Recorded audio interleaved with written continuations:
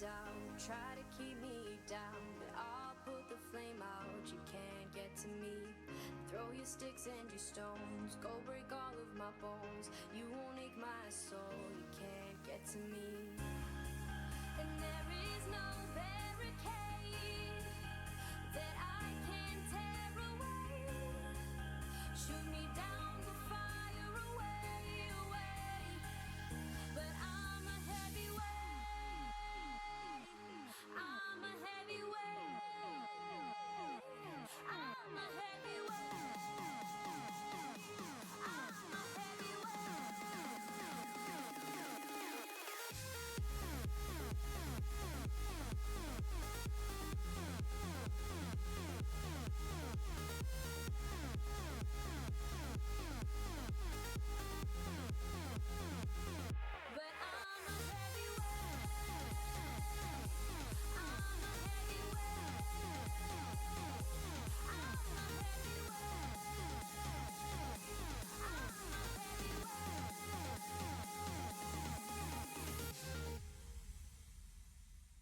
push me down to the ground. What goes around comes around. You won't put the flame out. You can't get to me.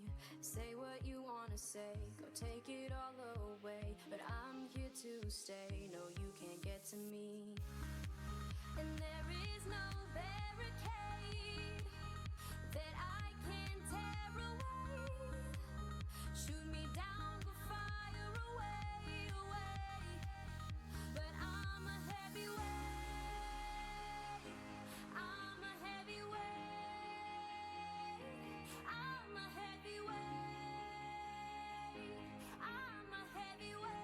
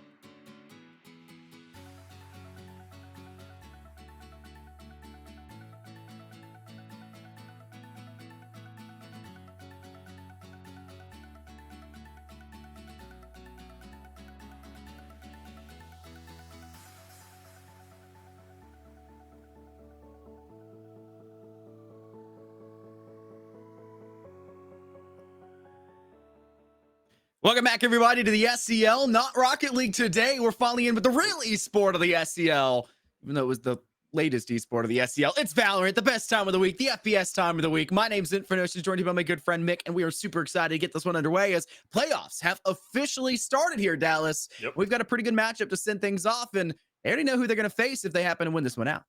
I mean, obviously, it's the Southeast. We got a whole bunch of teams that are just absolutely out here slinging when it comes around to with the kind of gunners we're working with. But considering today, obviously, playoffs getting underway now, things are just getting started. We're looking at the land at the end of the year. We're looking at just kind of how the standings are, looking at these series, just seeing how everything's going to pan out. And to go ahead and get things started here with UGA and Clemson is going to be one that, well, if you're at least a fan of football, you just love hearing all these names go off in the back of your head. But regardless, though, this is Valor. It's a little bit different, but the caliber of teams are basically the same, both championship level, depending on what year you look at. Yeah, and you know what? You wouldn't usually see a Clemson versus Georgia game unless it was around playoff time on average for college football. You at least can see it pretty often here for the SEL as these two teams have been, back and forth in regards to who they've been facing and the success they've had, some more than others in a lot of capacities. And now they get to face off against each other here in playoffs where if you lose, you lose. And that's kind of the end all be all. And you can't really let that happen to yourself when you've got this far here in the SEL for the season and you want to go even further. And the winner of this one, I mentioned it's already known who you're facing. You're going up against Oklahoma next if you win this one out going into round 2 of our playoff side. And that is a tough matchup ahead of you. But you still got to get through this tough matchup first, and that's where the problems may happen to arise. You look down below us here on your screen, you can see the maps that we're heading on into. It was Split Lotus Band out initially, and then Icebox was actually picked up for our first map, which is somewhat shocking because it hasn't really been a favorite pick here for the SEL of all places. It's been elsewhere, but not so much here, so I'm happy to see that go in. Bind following up. You got to stick to something at least standard for the SEL, and then Sunset and Ascent out. Thankfully, Ascent's out, and it's following up the Breeze as our decider should it be required. I'm loving this map pick at least. I mean, considering the kind of diversity that we are getting here. I mean, Icebox being a little bit slower, a little bit more default oriented. You see teams kind of actually like to think and rotate and kind of work around the map to some degree, and knowing even in the leniency towards the middle, it feels like another incantation of what we see out of Ascent because of how many teams and how much times it was picked initially. In the SEL and even in every other single league, Icebox wasn't really much of a topic once it came back into the rotation. It felt like there's a little bit too many adjustments going on right there towards that kitchen window and also towards that tube where teams just felt like it was. I don't think it even hit it that hard. I just think teams weren't the biggest fan of it, and they just kind of don't understand how the mid plays too much, and they honestly overthinked it is the way I'm just going to put it. That they get made that bigger of a dent in the map than what it really did, and they've just been kind of waiting to see what's available for it. But I mean, for it to come back right here, it makes sense. It's been in the rotation for long enough now, an entire season at this point. Go ahead and get in there. Bind, that's your typical default. I mean, everybody loves Bind. Everybody knows Bind. It doesn't really hurt because the agent composition there is wide open, so you can actually express yourself to some degree. And then Breeze being that decider, I'm loving the fact that we actually are going to Breeze over a set. So you do have at least kind of that little bit of an idea on that last map of saying, okay, there should be some level of favoritism here because if it sits up on the board and you get rid of it, it shows that you probably got a game plan in mind. Yeah, when you enter in with Icebox and Bind being picked up, you go, there's 3 maps left, Sunset, Ascent, and Breeze. How do you go this one out? How do you play this one out? Sunset being taken off, that's not shocking. And then you're left with a 50-50, a coin flip. You're like, ooh, is it going to be Ascent this week? Oh, and then it's not. And you're finally like, yeah, you're finally excited to see it go in. Thank goodness. Something different, at least in some capacity. And we already start off with something different for the first game of the day. You mentioned Icebox, and teams may feel a little bit uncomfortable with how to play out through mid, how to play in through orange, to use tube in the first place, work your way in through outer hall. And I still feel like a lot of teams don't really opt to use those sight lines or use those options to pursue because just pushing straight into the A side is just way too easy and effective for most attacking teams to just dump utility and win, 75-25 gunfights. And then the B site is just a slow prowl out, and then you just gush out like a pipe that's burst into sight, and then you've got control over the objective, and it's really just a matter of defenders having to spray those sight lines prior and try to get those early engagements to give themselves some sort of leeway and when they actually start to gush out towards that site.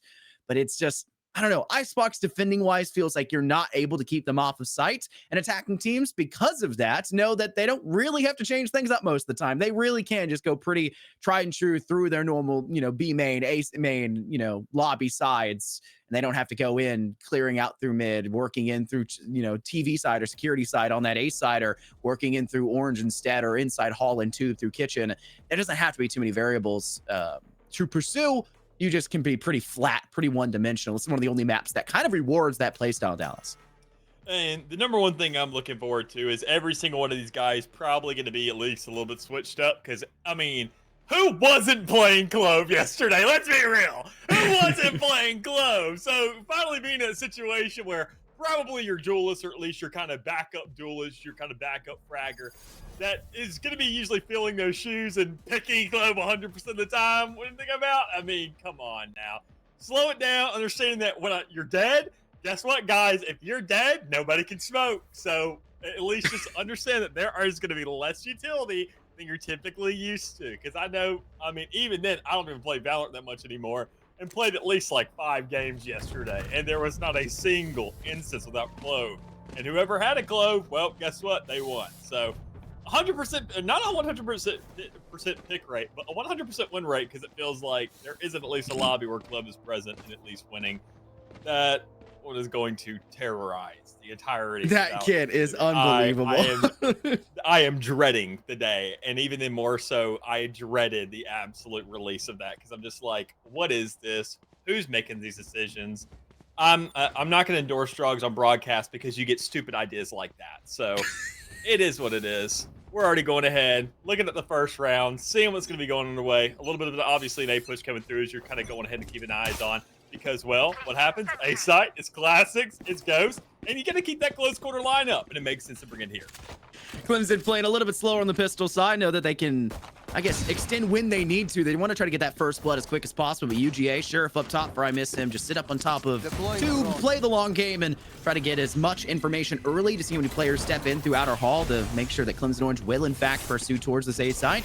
And once that utility comes up for your harbor, that kind of sings through, hey, it's most definitely hitting this A objective. They'll get this plant down. Zuko will start this. It seemed like they will not go for the completion just yet. Forced to hop off for just nary a moment. UGA Red now forced to go for the recovery. Two players up on outer hallway. Two players coming from security in your KJ. A little slow on the rotate in for In Jun Kim.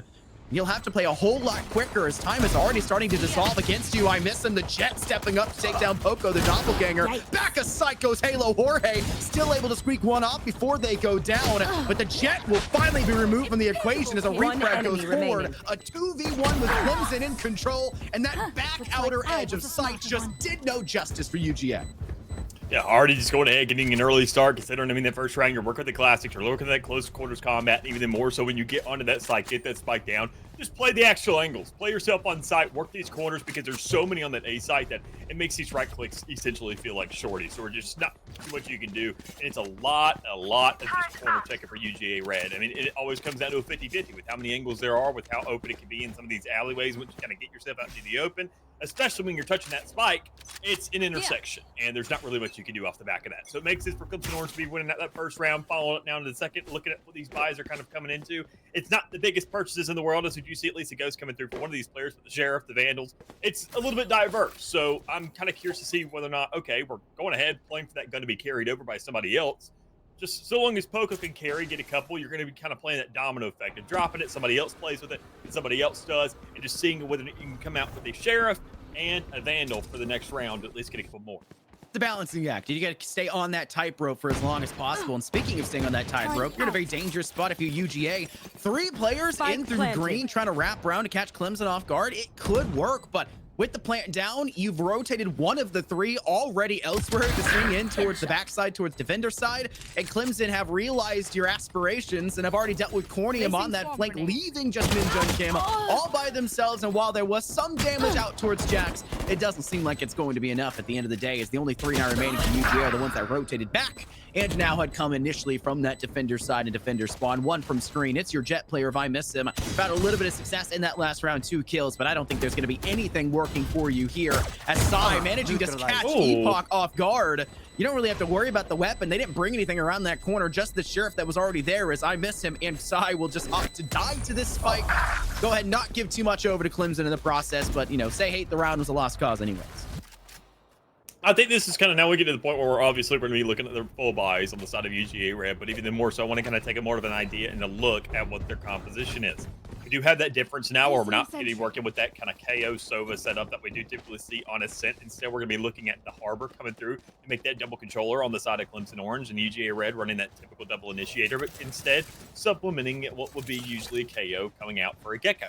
And while I can kind of support the idea behind the Gecko, I love Harbor. It's a personal bias being a Harbor main, but still the Gecko also as well. I feel like in a map like this, you got to think that in A, where everything, there's so many corners, so many angles, that knife covers them all, whether or not it's on the other side of a wall or not. And it can't really be countered if you throw it on said side of your wall.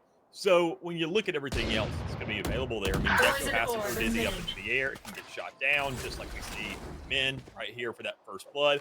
But, I mean, it just doesn't offer as much. While it's going to be going the attacking end, while it's going to be in these kind of 1vx situations where you're going to get a defuse going off, it's still just too many kinds of, I don't know, circumstances you're asking. Too much of a setup compared to the universal utility that agent does offer of KO, being able to just kind of push that aggression, working off that information and clearing those corners. So I want to see exactly how that can transition to kind of have an effect on the attacking side of the map, because on defense so far, it's looking a little bit rough, like we could be seeing a 3-0, so unless you just play these numbers. Yeah, they got the man advantage. It's a good kill to start things off. Poco knows his player down below. How does I miss him? Kill the wrong person on that hold. But it is UGA Red still coming away with 2 kills off the back of Calcium. Jacks from up above. Secures the frag towards Cornium and Halo. Jorge gets a 2-for-1 special. Down they go, and Clemson Orange will, in fact, find themselves at the 3-0 start to keep UGA Red silent in the game so far. And now with 3 players dead, they can just drop all the SMGs and spawn and say, hey, we're going to go full rifles blazing for this 4th round. Yeah, you'll only have 2 players carrying over to the next round, so it's a very easy transition. A couple guns picked up, but even more so, it's those 2 players, keep in mind, I mean, the difference of the money, that didn't even buy in that secondary round. Carried over the Sheriff, you saw the rifles being bought up by a couple players, but that Ghost that was present, say that's an upgrade now to a rifle because, I mean, it was going to be bought for the rest of the players anyway. So sitting at 3-0, Clemson Orange aren't only just kind of getting these upgrades for the players that already have buys, but the ones that didn't really need them, well, guess what? They still have more than enough to supplement from the rest of those guys that didn't take one initially. So good looks for them to kind of get things on the board. Even then, with that first one, as we mentioned, kind of a little bit of a sticky situation to get themselves on the site, and the player numbers and how they started to kind of skew, but it's not a big deal. Seeing the way they're playing this now, they've established themselves in a 3-0 lead right off the get-go. You know that, okay, respect is going to be given over the side of Clemson Orange. And quite frankly, while I respect UGA Red and how much slower they're playing, and a round like this where you don't really have a chance, the rest of this game, I feel like, is going to hemorrhage based off those actual fights. They're not going to take it nearly as much purely because of what was occurring. But a good first blood will at least give 1 gun over to the side of UGA Red to work with in a round like this. It's going to be kind of a transition of a sheriff to another player, but it's going to have to be used to a retake because, well, everybody's moving over towards the B. The B site's pretty easy to take when only 1 player is actively defending it. Cornium dusted and removed just as quickly as that, and UGA Red will now move in with that player disadvantage. I think they've collected the rifle off towards the A side. That was dropped. But the weapon in general that was dropped off towards that side, is see that Missim's a little bit behind in terms of where they're lying in wait. And look at the play from Clemson Orange there, Dallas. They know that they're in control. They know they've got the space, and they've got the gun advantage. They see what was dropped on B site when they picked up that frag onto Cornium. They're just going to play to their strengths. They're going to set up the Harbor Wall, set up the Viper toxic screen, whatever it was, the piece of utility they have that's brought with the fact they have both Harbor and Viper, and just say, hey, let it dissipate, let it drop, and then you've got a blanket effect of 4 players staring down at you with rifles in hand. We're going to send ourselves out of this round, and we're going to get the kills necessary to charge up those ultimates so that we have even more utility to continue to burn through your defense, which has now shown no success. I won't even say little to no success, really no success in these rounds, and the scoreline's indicative of that. I mean, already just go ahead and start off strong, and even more so like the ideology of what Clemson Orange is doing after the post plant. They don't really go ahead and back up and kind of play for these post plant scenarios. If they know they have the advantage, especially the man numbers, and more especially in the Arsenal, they keep pushing. Because if Poco's alive, I mean, what are you going to do? Why are you going to back up your duelist? You're going to keep taking that space, keep on looking for kills, because the job's not done. Keep on pressing W key, try to find what results you can, and just try to close up the round as fast as possible and make their job that much more difficult. So already, speaking about Poco, speaking about that aggression, pushing out towards middle of the map, holding this angle, right there towards that door to make sure that if anybody comes in, you have an idea of where it's coming from, and you have an initial punch possibly going to your favor. Already getting that 2, everybody else running in from different angles. It is still this 1 man alive somehow, and everyone else has been cut off behind. It wasn't even that big of a difference. It wasn't even that large of an interval of distance between them, but yet still, they just get picked off 1 by 1. It feels like a lot of that ending result there, Dallas, comes off with Zuko overextending to try to make up for the fact that Halo was hipped and pinged by the owl drone that came around the corner. They're trying to make up for the missed opportunity of being able to hold in on that Rafters side more specifically, so they tried to wide swing in through screens, maybe not realizing that Rafters is just this giant open lane that you can walk across at any tempo and at any speed. They kind of tried to overguess what was going to happen. They thought they'd get pushed around that corner, so they wrap around the other way when it was an operator holding up that top in the first place. They're not going to drop down into sight. They're not going to play that corner. Have to play it a little bit smarter if you're on the side there of Clemson Orange, and don't get overzealous, overconfident, and sit back on your haunches just a little bit longer. But you can see UGA Red are still kind of struggling to make decisions. They're doing an eco round in regards to their jet. They'll pop the Blade Storm, and they don't really have to buy anything else. They can pick up the weapon of the Sova that's directly in front of them should that happen to go the wrong way. But it's not that goes the wrong way. Instead, it's Clemson Orange giving up first blood for the 2nd round now in a row. They're really struggling to find much past it as Zuko has to finally clap back, but takes so much damage in the process. As you could have been maybe testing the options for a Sova Shock Dart because they got the pip off with the recon bolts, but they're not really going to take anything with that information. Well, as I remember you mentioning on Tuesday, it's a 1 bullet game. So, I mean, things don't really matter all that much when you consider the kind of guns that they're working with in a round like this. one headshot is all it really takes. I mean, 50 HP is more than enough, especially when you're working in the kind of threshold of a Viper's Pit. Already going ahead and working for those close quarters, looking to kind of lock these players in even more so. The Thrash trying to counteract that. You're not going to get much offense. Still has to cross that line. It still has to get inside of it. And even more so when you have players sitting on the outside of this clear line of sight, you see the kills once and once and once just kind of coming in and dwindling down. One enemy remaining. Numbers. Already, Last player Epoch coming standing. out for 2. Has to find a third. Viper Pit drops, and it's a quick draw that Psy comes out on top with. Sai just had the perfect little slight bubble of the dropping Viper's Pit to give them the sight lane they were opting for. Operator collected as well. And UGA Red now getting their second round win back-to-back will finally put Clemson Orange in a spot where the eco could be a little bit more even across these two teams. Despite the 4-0 start Clemson gained for themselves, they're starting to finally see some cracks in the wallet economy as Jax and Zuko are looking like they couldn't even buy full armor or a rifle, having to ask teammates for help, having to scratch between the couch cushions ever so slightly. Jax literally has nothing in the tank here, Dallas, whatsoever. And this is going to, I think, lead to Clemson Orange finally opting to go for a site that's not the A site right off the bat initially. Start to test B, start to go in there, start to use tube. I know a lot of teams still don't like to test the options in through mid, but it's there for a reason. It's not just as a transitionary thing for the defense to get from B to A. Take it on the attacking side. Start to put some pressure there. Start to create phantom pressure, because if you don't make noise in those directions and don't start to test the routes and the waters early, they're never going to play as if you're going there, which means they're always going to have defenders looking at the sight lines you're taking. Phantom pressure. Poison's Is there any phantoms here on the field? I don't know. Did anybody get phantoms? Maybe it's just vandal. Okay, we got vandal. Vandal no pressure. phantom pressure. Vandal pressure. Sorry. Okay, vandal it's only pressure. Vandal pressure. I didn't think so. Looking at all these buys so far, I didn't expect any fans to really be bought. They would come in use on that A site. But I mean, whenever you go for the full vandal buy, I do like this to be kind of beside the map even more so. But it comes down to even then kind of being able to bypass that operator line of sight. I think becomes an absolute menace here. But even then more so, if you can go ahead and bypass that, get closer and get up in their face and just completely blindside them, well, it doesn't really matter anymore. You can just go ahead and hit all those shots. Spike planted. But you can't read. I miss him in the back. I am genuinely confused of how you just go ahead and swing out of the smoke and look right towards the middle of the map rather than where you're pushing. Gotta check Snowman. He seems like a friendly little buddy in the corner, but sometimes he's hiding a friend, and that friend had a boomstick in their hand. Epoch on the wraparound inside hut, able to take down Psy, and with I Miss Him turning their sightlines off that direction, you'll be able to get caught off guard by Jax instead, as Clemson Orange will find success on that B side. And I know it's a testing limits, right? You have a Harbor, you have a Viper. Theoretically, the A side is the easiest site for you to take. Harbor's almost an initiator, it feels like, on that A objective, and you can't play the same style as you would when you rotate over to the B site. But that's the great thing about Harbor, Dallas. It's not a Viper's toxic screen. You don't have to place it and then have to go back over there to make use of it later. It doesn't have to be placed as a bait for a push there. You can use it when you need it, and actively so. And again, that means you can use it on the B site quite well, because we saw the Cove go down, we saw the Dome try to get you success, you try and send it all backwards, keep them back inside Snowman. It was just a much better job at keeping UGA at bay. And when you start to take the option and control the actual site and control Orange, you're finding really big kills for yourself. And it's the same way you would here if you get control on top of Tube, which they do, which nets them the first blood here.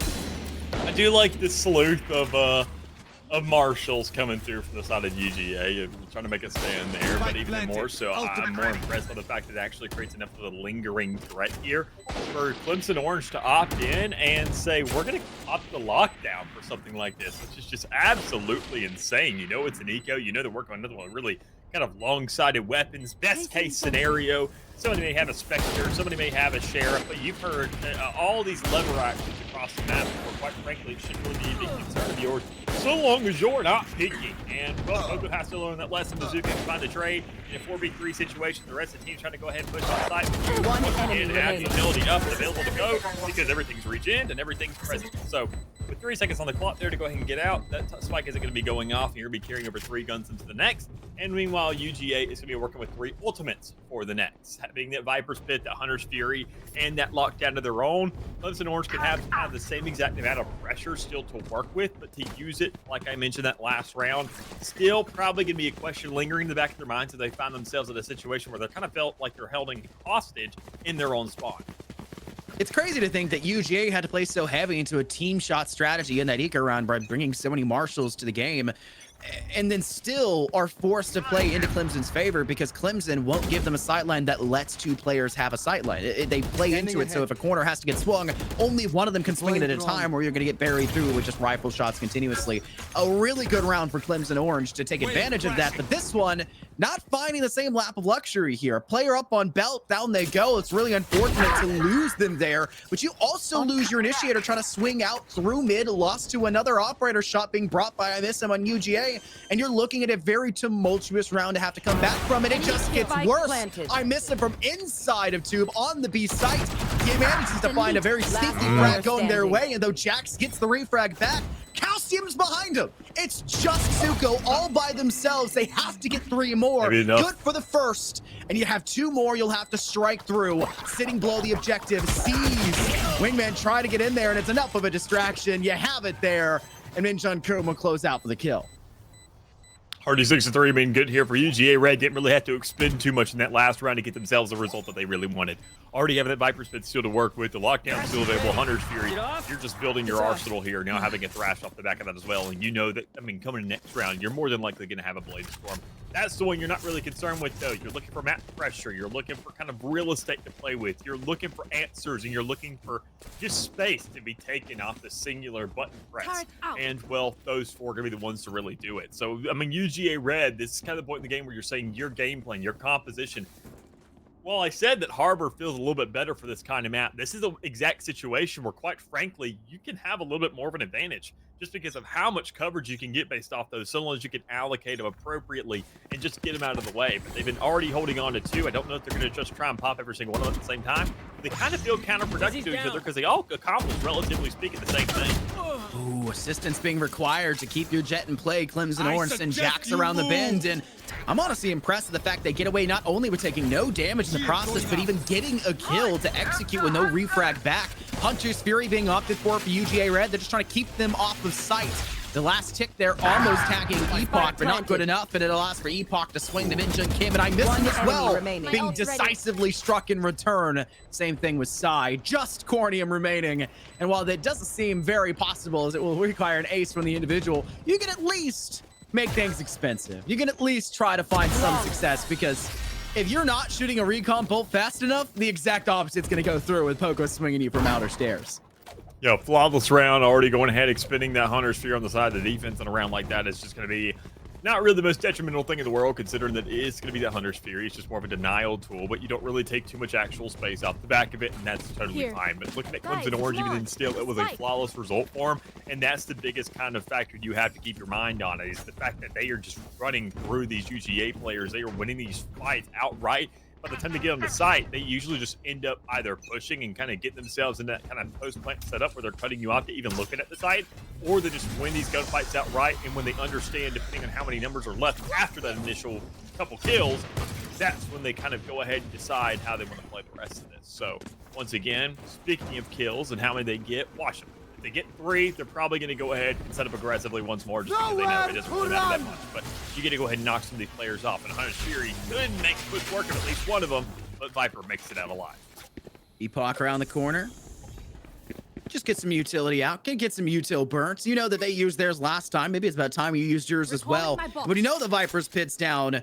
You tend to try to go elsewhere, and that's what we're seeing Clemson Orange opt to do so here. 1 player in through 2. One of the few times we've seen Clemson opt to take this space inside kitchen. Will they catch Epoch off guard? No, sorry, Psy off guard of the entry, and they will.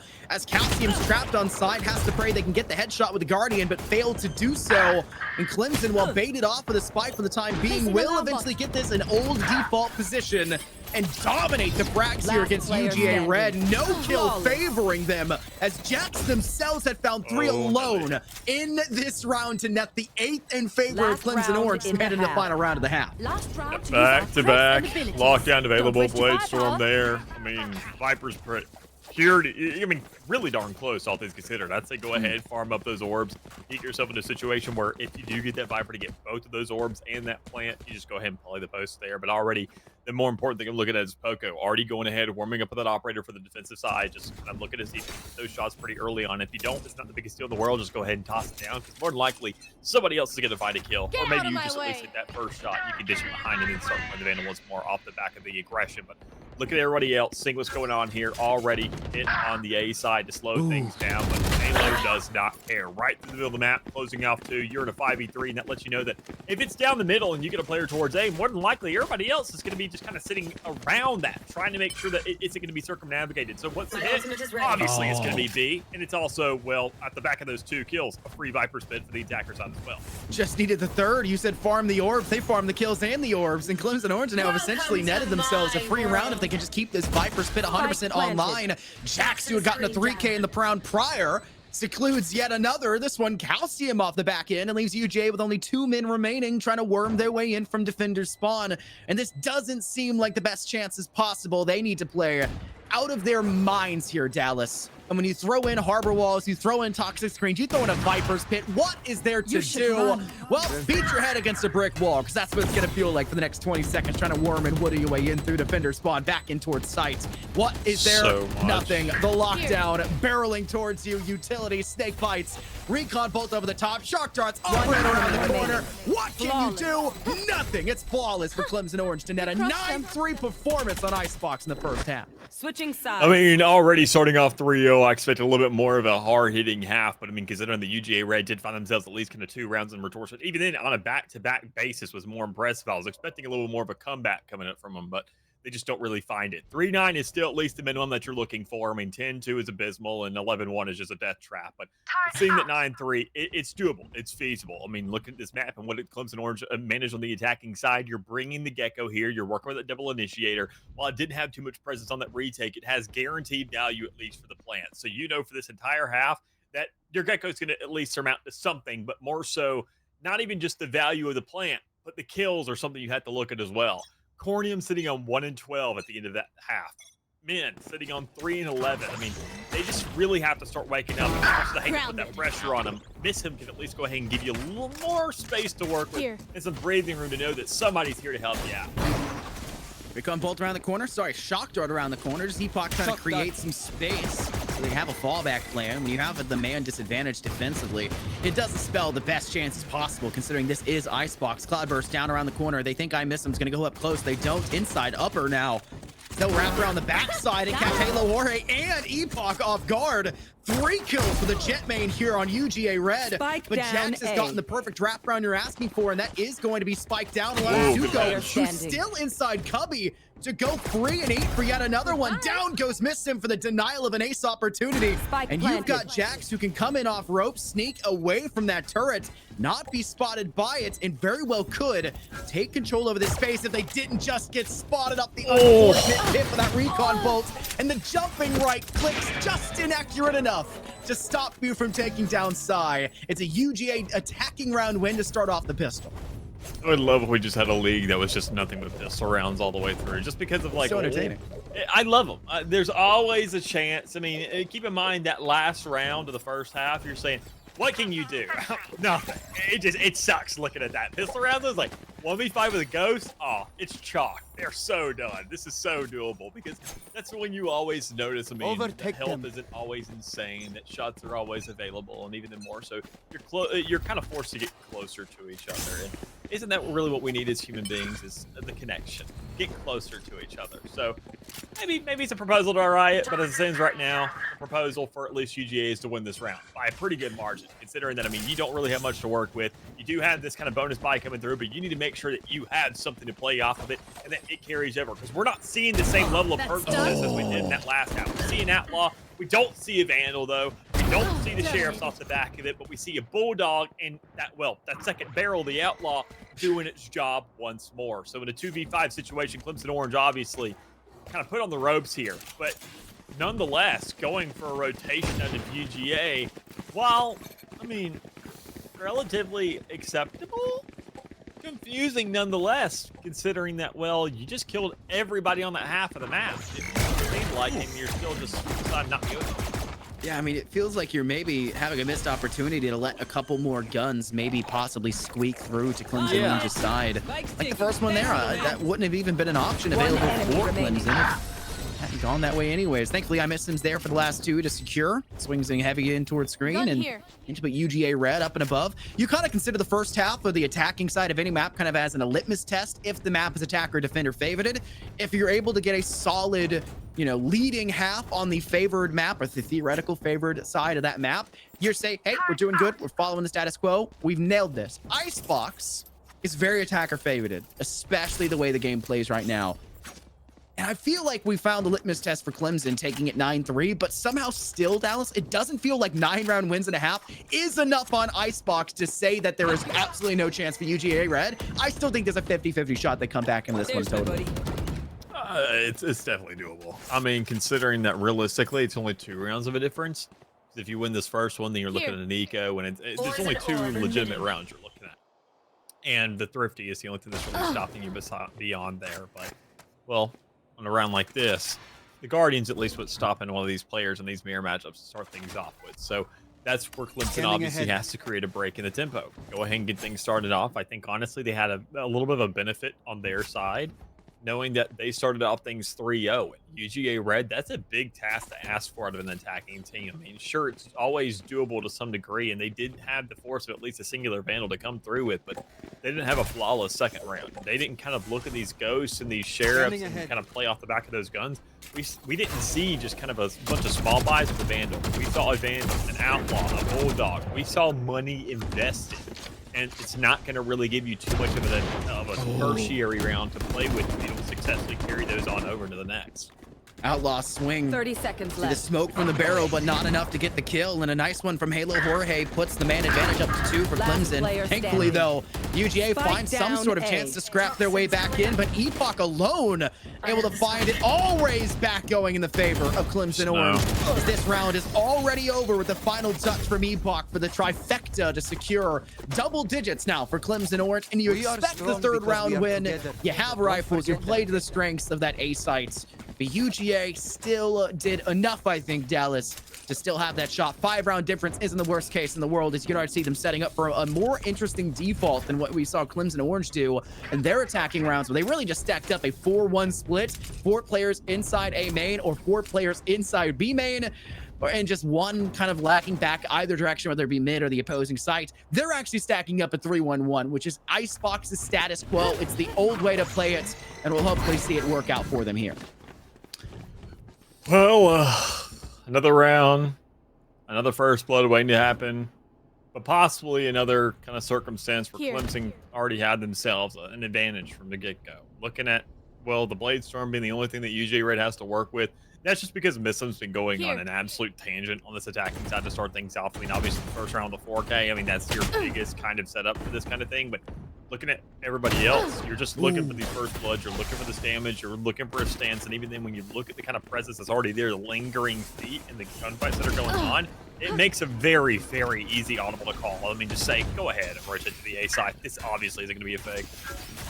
The Harbor's working out so darn well, and I don't just mean utility-wise here, Dallas. I mean Epoch, alongside having this Harbor Zuko here, is creating so many sightlines for this Sova to sit behind and have those cover that's available with the controller. It's created such a strong just vice grip on the objective of A for Clemson Orange, and it makes matters worse. Yeah, you'll get the wingman out there around the corner to get the plant down, but you still find Epoch with the kill, and it requires Minjun Kim to step up, and Jax shows that their KJ prowess is just better. 19 now kills with only 7 deaths as Clemson now get up to 11-round wins, and this A site is proving too difficult of a hill to climb for UGA Red. They left the hiking gear back home, maybe assuming that the polar ice caps of Icebox would allow their, I guess, hiking climbing sticks to slip through the ground and not really find much to catch on. I mean, just seeing really the way this thing is going, I mean, Clemson Orange, obviously, out the back of that round, you're looking at the purchase that was there for UGA Red. Well, it wasn't really present. It was still just kind of there, and it was still just kind of lurking about to even get that down to a singular player. It was feasible. It was doable. So you're thinking that Clemson, while they don't look like an unstoppable team, they just found themselves such an just a advantageous first half that they just came out swinging, and that kind of score differential has given them enough leniency and insurance in this half to just kind of look like they can secure this thing almost for free. So only sitting at 1 more round until map point, 2 more rounds until this map comes to a conclusion. UGA Red have obviously a much longer road ahead of them, and considering the kind of buys and the kind of round-to-round bases and purchases that are coming through, they're just trying to kind of scratch things together. Poco's picking that off one by one with the big cannon in the back. Just funneling into a sightline of an indomitable beast that is this boomstick, the operator in the hands of Clemson Orange. You can't continue to peek these sidelines, UGA. You can't continue to harbor into this A site where the harbor is lying in the first place. The sightlines are too slim to nut, and the variables are too against you. It's stacked up in the wrong way, and you're just sacrificing the way too many individuals on the approach. And it's half the time it's been the first blood inside hall. We saw it the round prior. We see it the round here. You try to step up inside upper tube. You try to work from there, and it falls apart just the same. Where is the success story from UGA? It's non-existent. As Wingman will start to get this plant down, a shock dart tries to be placed to try to remove them from this, but unfortunately that will not be the case. Cornium finding the first success story of UGA Red, and Calcium even finding one on top of it, as it does seem like Clemson may be taking a little bit too one-dimensional of approach into the retake of site and paying the price. The 3 remaining for UGA Red, strike all 5, and they get a round win. Woo! Doable. It just comes down to getting these rounds again and again and again and keeping that kind of tempo rolling in their favor. I mean, even that was one of the better rounds I could have found. Keeping some players alive, carrying it over to the next, and making sure that they're just saving up on these ultimates simultaneously. It comes down to another situation, though, of what do you really want to invest in a round like this? Well, you know that money isn't really on the side of Clemson here, so especially with that operator buy. So even Poco's definitely out of this, but with the Blade Storm available, that's still going to be a lingering threat for you in a situation where a Jet can actually kind of start to excel. I think, honestly, on the attacking side, it would never hurt so long as you definitely know where that Jet could be to at least use that Thrash to shut it down, because it has 2 uses over the course of a round, which is really good. And even then, it comes up all the time. It's very, very easy to get a hold of that. Honestly, I'm surprised it hasn't been nerfed yet like every other ultimate in the game. So to go ahead and lock that thing off, get it out there and find that space makes sense. But even more so, using 100 here on the defense is the one thing that's still kind of haunting my mind. Seeing that it goes off, doesn't find much of an effect. Has the right idea to cut all these players off of B main, but there's still 2 lanes they can work with, and no pinching pressure coming through, forcing their decision. Welcome to my world. Under Fury in mid is the right idea when you have players on the B site knowing that they haven't extended out of green just yet. But when you start with that, you need to finish with that. You need to make sure you're still firing at those angles where you can play total denial there. UGA Red often use the Viper's Pit. They already popped the Blade Storm earlier. They're just trying to lock down this objective. The Wingman's playing exceptionally well right now for UGA Red. Honestly, is the much-needed 6th agent on the field for them, as Clemson Orange don't really have a way to counteract the extra fit player. Guns up at the ready, and the attempted denial of this plant. Poco forced the ball back. The Viper's Pit being pressured by a shock dart. What can you possibly do, especially with the flank wrapping around in through Orange? You'll take a loss on the chin, as Clemson Orange, you said, just 2 rounds away from sitting inside of this map, and they are struggling to find them with 2 rounds going back to back in favor of UGA. Yeah, they're right back to it. I mean, at the point to where even the more so, I also said that UGA Red, when they're at that 4-point deficit, it was only 2 legitimate rounds they had to win to get themselves into a tie situation. So, I mean, already they've gone ahead and done half the job. So they need to do it, well, once more because they gave up just 2 rounds earlier. So already kind of right back to square one of what we saw for this half, or at least just 2 rounds prior. And knowing that even more so that they made a very, very big adjustment on what was an eco ramp for Clemson Orange. Another thing that scares me, the Viper's Pit. I mentioned Thrash just because of how easy it is to get access to, because you can really just throw it out over and over and over again. Meanwhile, that lockdown, that Viper's Pit, these things take ages to get, and we're using them right next to each other, essentially. If you can funnel them back, I guess there's some saving grace to it, but you still have to be very worried about the potential retake coming out here from Clemson. Is they have all 5 players still up and standing, and they've got variable angles to work from. It's just a matter of keeping that one player distracted inside mid, and while the KJ was wrapping around that way, there's not much more to that depth. There's Minjun Kim, 2 players dusted in the approach in through screens. Jax gets the refrag, but it may be too little too late as the 3 players going back really hurts the chances. The lockdown has to be used here from Clemson instead, as you get forced so far back. There's no chance to really deny this, and it's a Clemson Orange netting themselves their 12th round win. Jax goes crazy in this round. And they're already been crazy in the game. They got 23 kills, Dallas. That's 8 more than the best player in UGA. To double the time, it's just so funny. Because you can see the, like, that's honestly, when you cast enough and observe enough, I'm sure probably could attest to this, you can notice the fear just to, like, whenever it gets just sent through the nerves into a player's hands, or they just start panicking. And when you see a lockdown going off, A Gecko sit in the back. I mean, at that point, Calcium had no idea how to play that. Obviously wanting to work for the Thrash. Obviously wanting to get Entertain off of their own, but still just kind of backing up. Then hearing the spike go off, saying, oh my God, I got to contest this. Thrash is going to be enough. It's going to go ahead and go off.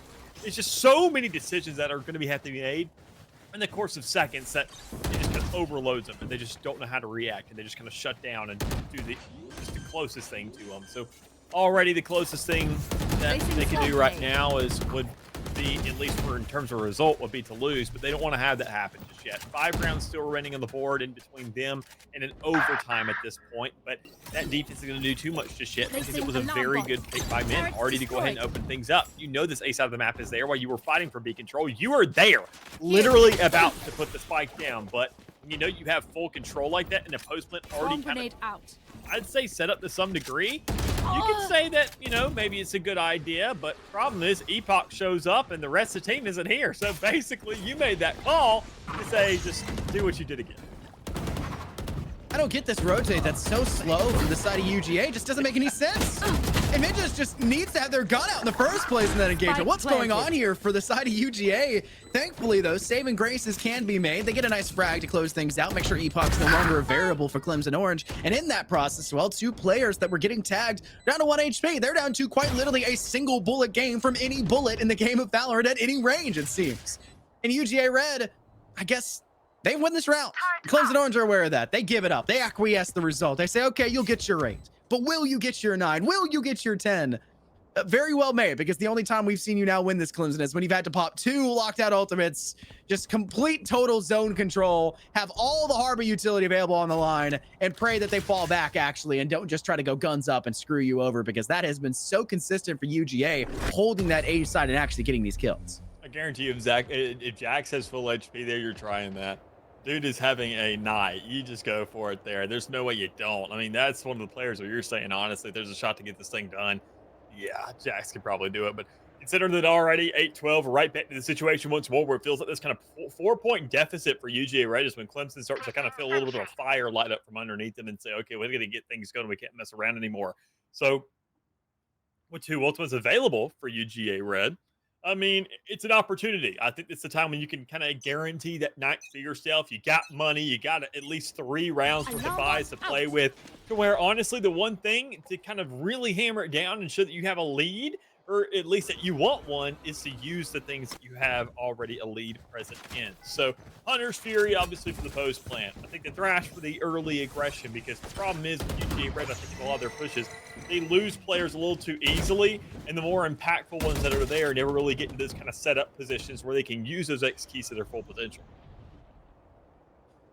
And they want to hold on to the Hunter's Fury until Clemson Orange have the better end of a round, and they're in the spot for the plant in the first place. Hunter's Fury out for Epoch. They just want to kill the player back towards Snowman. What does this do, really, for UGA Red in this round? I don't feel like it has much substance.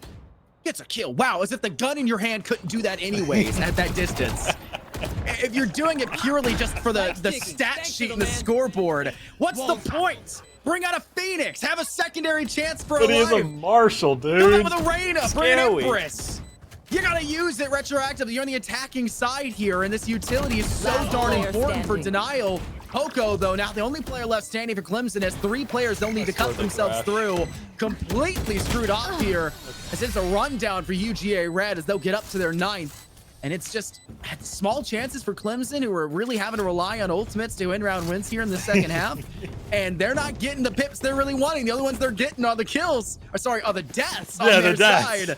They need to get kills, even if it's just 3 or 4 and not winning. It doesn't matter. Just get the pips so you have a charge. Well, I mean, if they're not winning these gunfights, the Scaly Marshall is going to probably put a couple more deaths on that stat sheet. Scaly Monsters coming So last thing you want to do is line up against that Marshall and die, and you know you have your entire team just bodied. So, I mean, it's your decision. The Hunter's Fury, I don't think it was a bad call. Obviously, kind of set up for a post plan is what I would like to kind of think, and use maybe that Thrash for a little more aggressive play to kind of get that spike down initially. But even more so, UGA obviously had an idea, they had an execution, and well, they did it. So already, the one thing that doesn't really have much of a plan is an escape route here for Poco. Operator push right up through tube, didn't really even find a kill, didn't even see the player, but with such a large barrel, it makes it a very easy target whenever you're slow picking around corners. Speaking of that Thrash, I mentioned kind of using it aggressively, using the second one for the post plant, and that's exactly kind of what they want to go for. Don't send it all the way into spawn and give it to the other team because you do need to recover it. Go ahead, wrap it back around to yourself, play out the information. Get the fight down. Thanks, Wings. Sana. Calcium will finally get through, pick up the wingman as well. Says, hey, little buddy, come back in. We're trying to get you involved here again. Unfortunately, they actually still need to find use off the back of that one. Jack's the operator. Down goes Cornium. Sai is sitting up on top of two, just trying to work with a little bit of util with a recon bolt. Destroyed quick enough this time from Halo Hooray, so no active information off of it. The Thrash will be shot away by Epoch. Smart play around the corner, but Crimson Orange, despite getting some utility destruction, can't find kill destruction, and it's putting them in the back burner as Epoch has to play from up above. Can they get sprayed out of Calcium? They can, but the timing's going to be perfect. It has to be for Minjun Kim as they'll swing that corner, get the half. Epoch, can you? No, just not enough. The headshot had to be perfect, but the operator has all the leeway in the world from the waist up. It is a 10th round for UGA Red. A big investment to get here, but still not really the biggest deal in the world, considering that Clemson Orange still had that 2 rounds to work with. They still have buys to some degree, and know they're going to have another round to at least get those buys to work with if this one isn't going to be that. But what they do have so far to play with is going to be this timeout, going ahead, figuring out what exactly has gone right, gone wrong, or better yet, what they need to do going forward to get themselves the win, because it's one last round they're looking for. And quite frankly, I mean, they still have a lot of resources to play with. Let's be real. I mean, you've went ahead, invested that lockdown early, which I like. The Reckoning is going to be pretty easy to start to surmount here. The Viper's Pit, while relatively invested a couple rounds ago, still, I mean, so long as your Viper can kind of have those rounds, just one chance out of these next 2, I'd say, is really all it needs. But on that second one, that's COT, and that's the problem. So this is realistically kind of their last chance, their last hoorah before we do get into the OT situation. And while their attacking side isn't going to be an issue whatsoever, their defense, I think it's still worth it to pop it here to figure out what adjustments and what swap arounds and what kind of change and shift in the default can create more of a standstill and an element of confusion inside UGA Red, so they slow down for a little bit and try to start to reevaluate what these allocations look like. 2 rounds away from a very possible UGA Red leading us into overtime, but we're starting to see those ultimates tally in for Clemson Orange. They're 2 away when it comes to Poco and the Bladestorm. That's not really going to do much for you. What has the Bladestorm done for Poco so far? It's not really done exactly what they're asking for. But you have the Hunter's Fury. You have a little bit of information. You really need to play and pray that there's just an early kill favoring you, because the first blood is proving to be very important for UGA Red in these rounds. I miss some wraps around through around Yellow Crate. A little bit of assistance off the backside of that. Clemson Orange know that they have a very big gun disadvantage heading into this round. They're really just acquiescing that this is more than likely not going to be a big round loss. They just need to try to get those ult pips, try to maybe collect something from the flank, and try to have that shock factor against the UGA. But there is nothing shocking about Poco now. 2 rounds in a row being the first blood against this Clemson Orange side. You cannot let this be so consistent as a duelist. But it's just unbelievable how every time we see Poco swing, it almost immediately leads to a death. At least they've kept UJ off the plan for the timing, which is actually pretty impressive considering all they've had at this point is Eco. In the round before was an operator. Didn't even see your target. Even more so, it was just kind of more surprising you didn't kind of go in an actual default hold spot that we are used to seeing. But already looking at this run and how things are going, Clemson Orange, we didn't really expect much out of them. Last player standing. An eco for them. They're just trying to make it expensive. They've done a darn good job of that so far. You're able to go ahead and knock 3 out of these 5 guns out of the way, having at least one more player alive. Only 9 bullets. Genuinely, I think the Sheriff's going to have one at least enemy a little bit remaining. better of an option here, but nonetheless, Zuko can get it. Good! Dang, Zuko around the bend. What a recovery from Zuko themselves, the eco round. Defenders The win. time being bought early on the plant denial was enough to secure enough time for the rest of the team to position accordingly. You have to ask for a miracle there, and Zuko delivers. Yeah. But it's Epoch that leads and paves the way there, Dallas. And it was Epoch in so many of those rounds that paves the way for recovery for them. How many times have we seen Epoch 2K and Epoch 3K and Epoch 4K in the first half, right? They're everywhere. And so is Jax, and so is everybody else on the team. Yeah. You just have to have those little things lead up to the big one, and they just needed that slight edge right at the very end to secure that victory, and they got it in the hands of Zuko, the Sheriff to go through. Even though they didn't have the Spectre that we saw Epoch get the 2 kills with just moments prior, sometimes all you need is a pistol and a little bit of good aim sense to figure it out. I mean, still, I mean, regardless, you can hear it in my voice a little bit, just kind of going ahead and understanding, okay, this is going to go into a next round. We're going to see that kind of situation happen again, which, I mean, is good for Clemson just to at least have that clutch situation and it being at a point at which it is in the game. I mean, already being on that map point, you worked hard enough to get to that stage. And I mean, even then, when you start to struggle, all it takes is just that one clutch to get you over the end and say, all right, well, you did get yourself there. You won the game for us, sure. But this defense side wasn't really the best thing, the best showing from Clemson, and they had such an easy attacking side. I mean, with that 9-3, they created so much of a gap that insurance was already present enough for them to actually secure that spot. Otherwise, you could probably see the game already being done in hands of UGA, I don't know, 7 minutes ago. So it's that point to where you're thankful for the kind of leniency you gave yourself, but still with Icebox being a selection by one team and being UGA. closed by the other as it goes, we still got another map to go to, and bind, it's going to be a lot quicker. And I think, honestly, when we look at the kind of takes, we look at the aggression, it was being brought, I want to say, a little bit better on the side of Clemson, where they were just definitively pushing on these sites. UGA, even then, taking a highlight back to that one round, where you get that push through from the KJ, able to open up that site. You were fighting for B control, literally getting spiked down, and you say, I have A site. It's open. I'm over here. It's like, that's where you just say, okay, good for you, but Spike is literally going down rather than queuing an entire team rotate, which still just baffles me that was closed out for him. Well, we'll have to see how Bind does pan out. Before that, we're going to take a bit of an extended break because it seems a Valor patch has dropped in between game 1 and game 2, so maybe a little bit longer if the players are trying to get that through. But until then, we'll see. Maybe they don't update. I don't really know how it's going to pan out, but we'll be back when the break is over, so don't go anywhere. Will UGA close this in for a third map, or will Clemson put this through to 2-0 and then move on to face Oklahoma? See you then.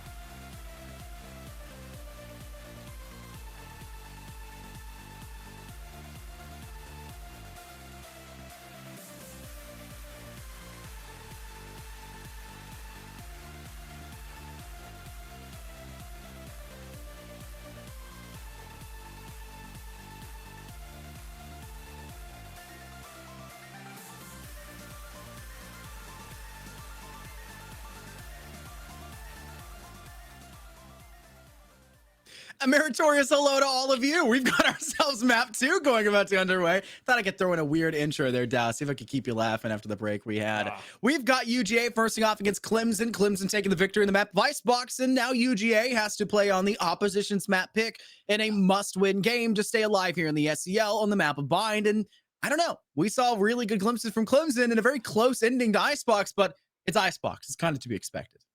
Yeah, I mean, Icebox obviously playing that aggressive plays, just, I mean, kind of as what we expect from the attacking side, and just going ahead and coming out in an absolute banger fashion for the side of Clemson to get this entire day started with. I mean, which is obviously what they needed and what they wanted, considering that, well, they need that insurance on defense. But when it comes around to buying, the entire map is a lot more aggressive. And I think, honestly, when you look at the kind of how they played the initial game and just more so kind of how their team likes to just pace the entire map for themselves, I think Bind is right up their alley, and that's kind of the stressful thing for me. Well, UGA, they did like to go ahead and rotate. They like to play the entire map.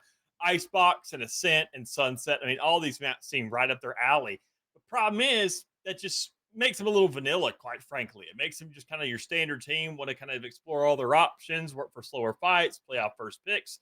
But, I mean, when you look at the level of just pure grit coming through from Clemson and the amount of just absolute speed they preside, it's something. It is something to watch. It's a marvel in its own. And I think, honestly, it could be their downfall later on in the bracket. But at least for here, right now, today, it seems like it's not going to be kind of tampered with too much, or at least stalled to some degree, because UGA, unless it's their map, it just feels like they don't really have an answer for it. And even sometimes they're still missing that missing component. I mean, keep in mind, the winner of this game is going on to face Oklahoma. And you're talking about maybe that grit from Clemson. You're saying maybe it could be their undoing later. I think that's it. That's the line where it kind of gets drawn in the sand. They're the best team there, like here right now. They're in the number 1 seed. They're stepping into the play, and they've got absolute ridiculous players like Polar and Ethan, and even Benji, who are just stepping up to the plate and saying, "Hey, yeah, try to have that grit with us. Try to stick through with resolve and purely resolve." Right? It's not happening. Right? You are going to have one of the toughest battles already here against UJ who've made it to this point, and now you're going to have an even tougher battle where your entire strategy that elevated you, or theoretically will elevate you if they manage to come out and close in the second game above them, won't really work against us. And it's going to be a big ride review session where you have to go find Oklahoma games. You got to start maybe, I don't know, sneaking into a Discord call for a scrimmage. Like, I don't know, just something. Don't actually do that, right? That's a little unfair. Find VOD reviews, find something on this Oklahoma team, because I don't think this playstyle is going to work against them. I don't think really anybody thinks that playstyle is going to work against them. And it's going to be the same thing with UGA. I don't think the style that's losing here against Clemson is going to be capable of taking down that Oklahoma side. But there is a strategy for that Oklahoma time. Theoretically, Dallas, there's a strategy that a silver team could bring out that could upset a pro team, right? Most of the time it's randomly swinging, right? Because they just don't know how to play against silvers. But at the same time, there is that theoretical strat that will work. And it's just about finding the 1 in a million strategy that will get the job done. And that's where your coaches and those mental minds of your players can step up and say, we think it's going to be this. Let's test with this and create those fallback plans, even if the first one fails. Yeah, I mean, already going ahead and kind of seeing how this game could be playing. I mean, obviously the composition is going to be the biggest thing that we're going to be looking at. And Bind is one of those kind of more flexible maps we've seen come out recently, with the Yoru just kind of being a little more of an actual standstill and something that we kind of feels a little more traditional here now. The Chamber can be brought out. We do see the Gecko, I mean, just being that go-to initiator now. But, well, the attackers on the side of what it seems like could be Clemson just bringing out the usual. Nothing too crazy, what we were kind of used to seeing. Bringing out that Yoru, bringing out that Raze, bringing out the Brim of the Viper, and then the Sky being that kind of slot holder. No real Sentinel, no concerns about defense, because, well, on a map that's so small and so quick to get onto site, how much is a setup really going to do for you? That's something you always kind of leave over towards that B area of the map. And if teams start to understand that that's where Cyphers are playing, what do? They keep on hitting, hey, over and over and over again, just kind of leaving your Cypher to play for retakes in a situation where, well, as a Cypher, you can't really do anything. So besides just get kills. So I think, honestly, I do like just kind of working off that aggression, understanding, and just kind of completely bypassing that defense and not even concerning yourself with it, purely to just kind of work into the pacing of the game of what Bind presents. Oh my goodness, the player swaps in for UGA, and I'm seeing names I recognize all the time. Double Off Smile. Absolutely love them. Avage, love them. It's those little things for UGA Red, subbing them in and saying, maybe, okay, Icebox will have these players that maybe will fill a role a little bit easier, but for Bind, we have other players that fill in roles a little bit better. And I'm honestly shocked to see the transition so easily for them, especially when it comes to those roles. I think the sky is going to be really important for the initiating power for this team. Zuko switching off that Harbor, who we had mentioned a couple times. It feels like Harbor is more of an initiator, it feels like, on the map of Icebox, considering how aggressive you use all of your walls, all of your coves. So having them still essentially play that same role should really correlate or should transition very well to the map of Bind. It's just going to be kind of everybody else. And I think the biggest obstacle is going to be Poco, who was struggling in that second half, it felt like, because they're obviously on the defensive side in a Jet on a map that's very attacker favorited. And they're going to have to try to find that level of play, find that role that fits and meshes well for this map, as they managed to get all the way over. Thankfully for the Yoru TP over towards Octagon, where the first blood goes, and they're into the site. How do you get all the way over there? The fight is just still going too, and Viper has no idea. I want to make a joke, but it obviously just it would not go well. The Min is just wandering very specifically to something. It's like a guitar.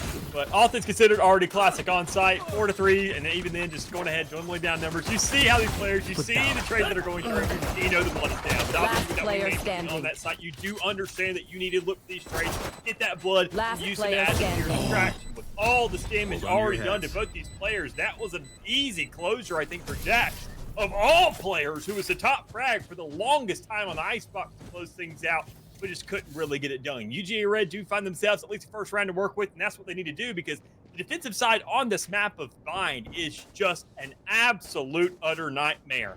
And quite frankly, to get yourself at least a pistol round, the one afterwards, is enough of a buffer to just kind of thank the Lord for another day. And well, so long as you can find a rifle later on, you know, you at least get that third to work with. But I think honestly, 5 is going to be the minimum here, because considering that if you do get anything more than 4, you have a wonderful half, realistically. Yeah, so a lot of times we'll mention that it feels like when you play the Yoru, it comes in as too weak of a duelist, right? If you have the Raze, it feels a lot better. The Yoru doesn't feel like they have as much substantial of a role on that side. What we're seeing from Clemson is they're kind of trading out the possibility for that Yoru and saying, hey, they're going to play the role of a chamber. They're going to play the role of that Sentinel almost, setting them back, letting them hold angles, watching flank watch, but they also have the ability to TP into space, into control, have the ability to be with the team when they get those pushes and turn this around as quick as possible. As Clemson Orange get the first blood they're asking for off towards A side, just outside of Showers, take the TP, and now they're on this B site where Epoch gets a freebie and Poco cleans up after the fact. It is a 1-player left UGA and what should have been their bonus round, with the first round win going their way. I mean, even then, this Bulldog is barking, doing everything he needs to do, but even more so to look at that player numbers, Clemson Orange, they don't really care about it. They've already found more than enough value off the back of this round and carrying over the MVPs of this last one. Considering that Outlaw, those Bulldogs, and the Sheriffs of the secondary is more than enough to get this coverage leading into this third round, to where, I mean, this is the map, as I mentioned.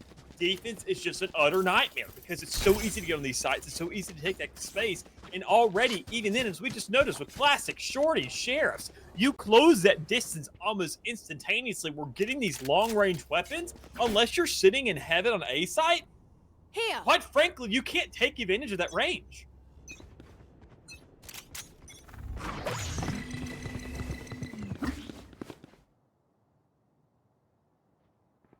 1v1 tied game so far for Clemson and UGA Red. Right You're here. seeing the aggressive stance come out from UGA. They've got a vice grip over on Spices, but the left-handed side of that grip, that being Minjun Kim, removed from the equation from the courtyard hold coming out from Clemson, and they can't even escape the two players moving in through Spices out of Spices. Now leaving the only 2 players remaining for UGA Red inside A main, trying to work in from short side. And nowhere really to work with this. Do they play for the dying to spike? I think you kind of have to here. You don't try to hold on to this as much as possible. Will you be able to make it there in time? You have to use TP to do so. And doing so too soon, like we see kind of here, could be an audio cue necessary for Clemson to just say, yep, we know where they're going to be. So when they, or if they decide to go backwards, we just have to be a little bit smarter for it as time keeps ticking and Poco keeps waiting for the right time to strike. And there it is. As the Outlaw can't get the second smoke from the barrel, Zuko steals the limelight. That Bulldog almost using it like an Odin, just suppressing fire there towards that doorway and just looking at Outlaw to be that one last thing. As long as that bullet nails, anything else kills, just because of that disgusting damage of 140 it does off the body. But all things considered, having these rounds to work with, having now these guns to play off the back of, and even then now having more than enough money to get these upgrades purely because you didn't really purchase on that second round, and you have been reaping the rewards of your efforts. Well, we're looking at a round like this where you also have two ultimates off the back of it, purely out the performances of these guys, and even then, the digital drifting so darn cheap. So this is free information, and this is the perfect time to pop it, because guess what? It's another buy round coming up from UGA, and what better way to kind of go ahead and find a difference maker between them? Get free information, just kind of spam them through smokes and get these weapon upgrades to the players that haven't got one of their own yet. Poco is getting away with some of the wildest stuff as well at the end of that veto, at the end of the dimensional drift. Hides inside Lamb, just says, okay, yeah, I'll sit here. I know you're going to be inside metal. There's no chance you're anywhere else, and I'll still swing the shorty with that despite having a rifle in my hand. It's not a concern. It's not a problem. We'll take the due diligence, and it's a third round win for Clemson Orange in decisive manner at that, where Poco not only uses the very cheap dimensional drift, but gets 2 more pips at the end of the round to tally on top of it, making that ultimate, which, like you mentioned, is extremely cheap, but also almost always nets you a kill afterwards, or a teammate a kill in the process, and sometimes even get you 2 or 3 afterwards, and you will always get that pip, because it's not like one where you gotta wait for the actual ult to end before it'll start tallying up a pip afterwards. No, the moment it's done, you can start charging back up, and Poco is taking full advantage of that here. Yeah, and even then, I mean, just already understanding the Zuko, I mean, and kind of the kind of kills that you're getting, the information, and the kind of just pressure you're exerting on UGA Red. Keep it consistent. Invest these ultimates early. I mean, you went ahead, relied on the dimensional drift in the last one, and this one, just go ahead and get some more to play off the back of, and then just make sure to keep on pounding these problems down on UGA Spike Red planted. to the point to where you know you're going to get more to work with. It's only the first, or it's only the third of the actual half thus far, and you've already accumulated 2 ultimates. Do this again and again and again, and guess what? You still have 2 more coming up here in a second, where you can make these exchanges, implement these rotations into your play style, and just make these rounds consistently that much more easy. Well, the last round wasn't a flawless, it doesn't matter. This one is, and this is the one where you had full guns. And off the back of it, you saw that beautiful screenshot for at least just a second, where every single one of these members had 9K to work with. It's just a glorious display of what Clemson Orange can do with the right faculties available to them, and UGA Red not having an answer for this playstyle. I mean, what is there to do? Sai is not able to step up in that duelist role. They're not able to initiate the team whatsoever. No assistance behind it. Maybe is having the same sort of problems and trials and tribulations going their way on the Gecko. The utility isn't functioning. The roles aren't rolling, and the deaths are starting to just cascade further and further in Clemson's favor. What are you to do when your theoretical point to get an advantage in this half started off strong with a pistol round and it fell through quickly afterwards? It's tumbling further out of hand, and all of this hyper aggressiveness, all of these angles that you're extending towards that we've seen in the last 3, if not last 4 rounds, are the undoing of them. And they have to play so much more passive, but they can't, because the moment you play passive, Clemson Orange are going to take that space. They're going to use the Yoru. They're going to use the information with the flash round in through these smokes. They're smart enough to know what to do with that, and they're smart enough to force you out of a smoke with a gorgeous Roomba, but somehow still Sai extends out and gets 2 off the back of that. What have been a crossfire? What a play. I mean, looking at how you can really just find an answer there is just a difficult task to ask for. Considering, I mean, UGA still, I mean, you go ahead, use the orbital barrage, just go ahead and get them to go somewhere else. But still, they haven't really been met with too much resistance. So you expect to kind of stay on site, and that's a lot to just kind of expect that they're going to do, knowing that even then, as the spike is down, 1 enemy just remaining. exerting more attention back towards spawn, playing on that elbow. I mean, regardless, you made sure to get enough kills as they got themselves on the side initially. You were able to go ahead and force that rotation to come through, but Clemson, with that aggression that they always want to just kind of find as their first solution to any problem, if you don't have the player numbers present there, and especially if you don't have a raise to work with, it's not going to look nearly as strong as what it does on the first hit. And look at that difference maker in that round as well. Early was Sai getting those double kills, you know, securing the pick off towards Epoch. It was should have been the 1v1 and the only 1v1 there. And in the same fell swoop, it feels like taking down somebody that had no right to also be removed.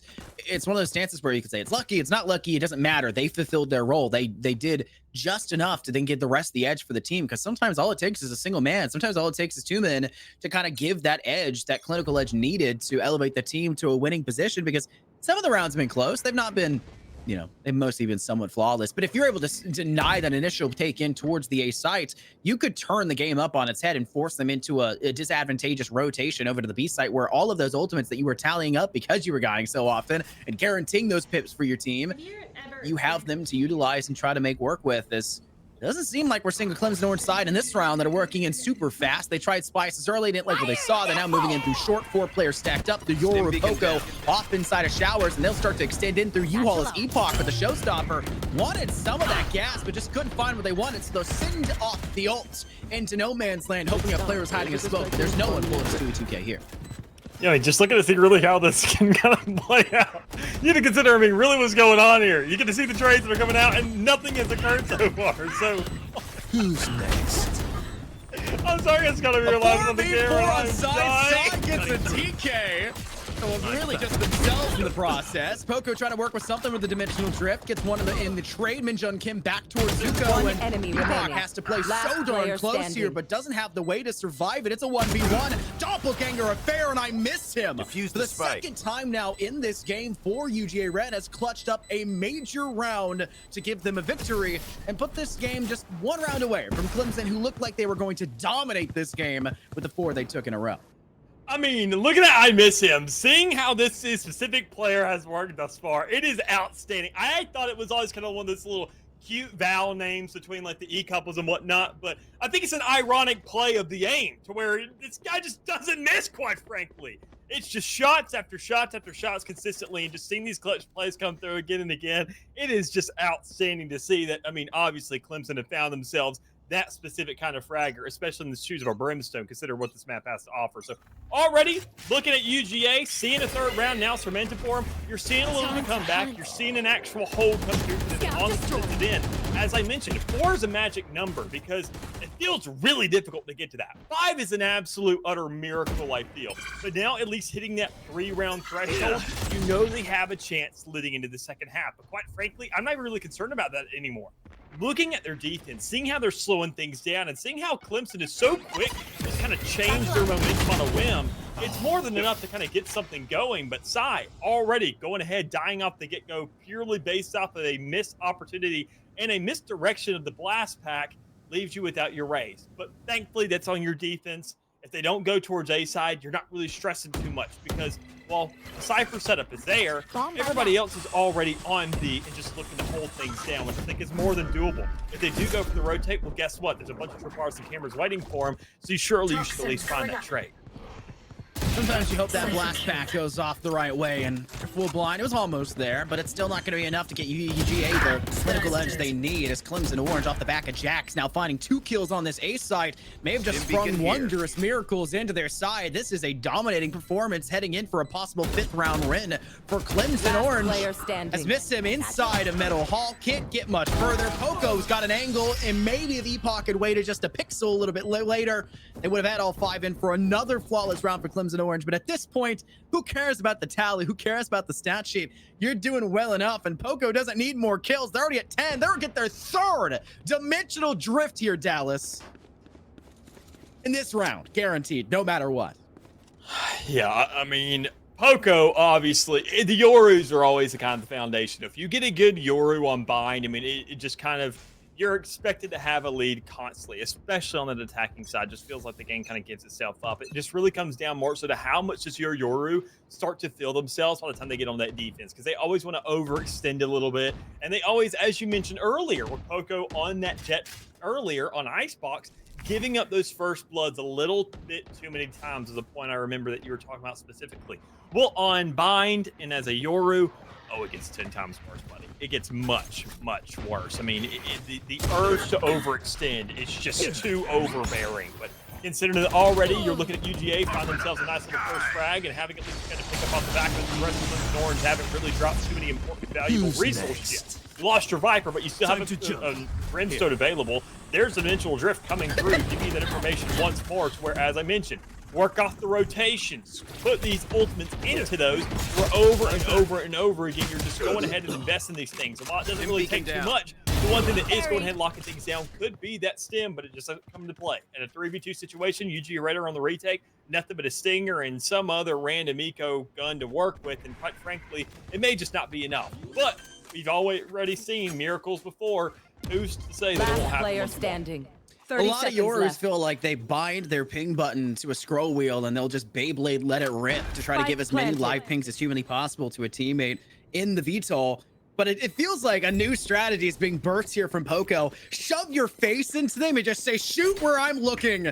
Inches from my head, fire here. And it gets them the kill of the Viper in the back line, but you know, it didn't really get you the 1v1 inside U-Haul. I need a little bit of extra assistance. No crossfire for a teammate there. It's still a good enough shot. It's a round win for Clemson Orange here as Minjun Kim just has no real chance to climb their way back into this. As they're sitting inside showers, hoping for an exit frag, hoping to die to this spike. And Clemson Orange are all but willing to let that happen, though they now know where this player is. Do they play for the kill here? They very well do, and it's Zuko who actually finds it. Minjun Kim not really realizing how far back they needed to move away from in that spot. Gives Clemson Orange a pip, gives them a chance. And I think Zuko may have already had the ultimate, so it may not have mattered. Anyways, it's extra credits and an already eco-padded team. And keep in mind, the last time we saw that kind of round, that sequence of ultimates that were going ahead and just being kind of thrown at was going to be the Dimensional Drift. Next round, we saw the Seekers. But now we got two more to throw into the mix. We get the Viper's Pit and we get the Orbital Strike. So, I mean, seeing kind of how this thing is working and seeing the kind of back-to-back-to-back kind of sequences we have to play with, considering that Seekers and a Thrash is the only real counteraction you got to work with, I think, quite frankly, Clemson, I wouldn't blame them to go ahead and pop a couple of these things early once more.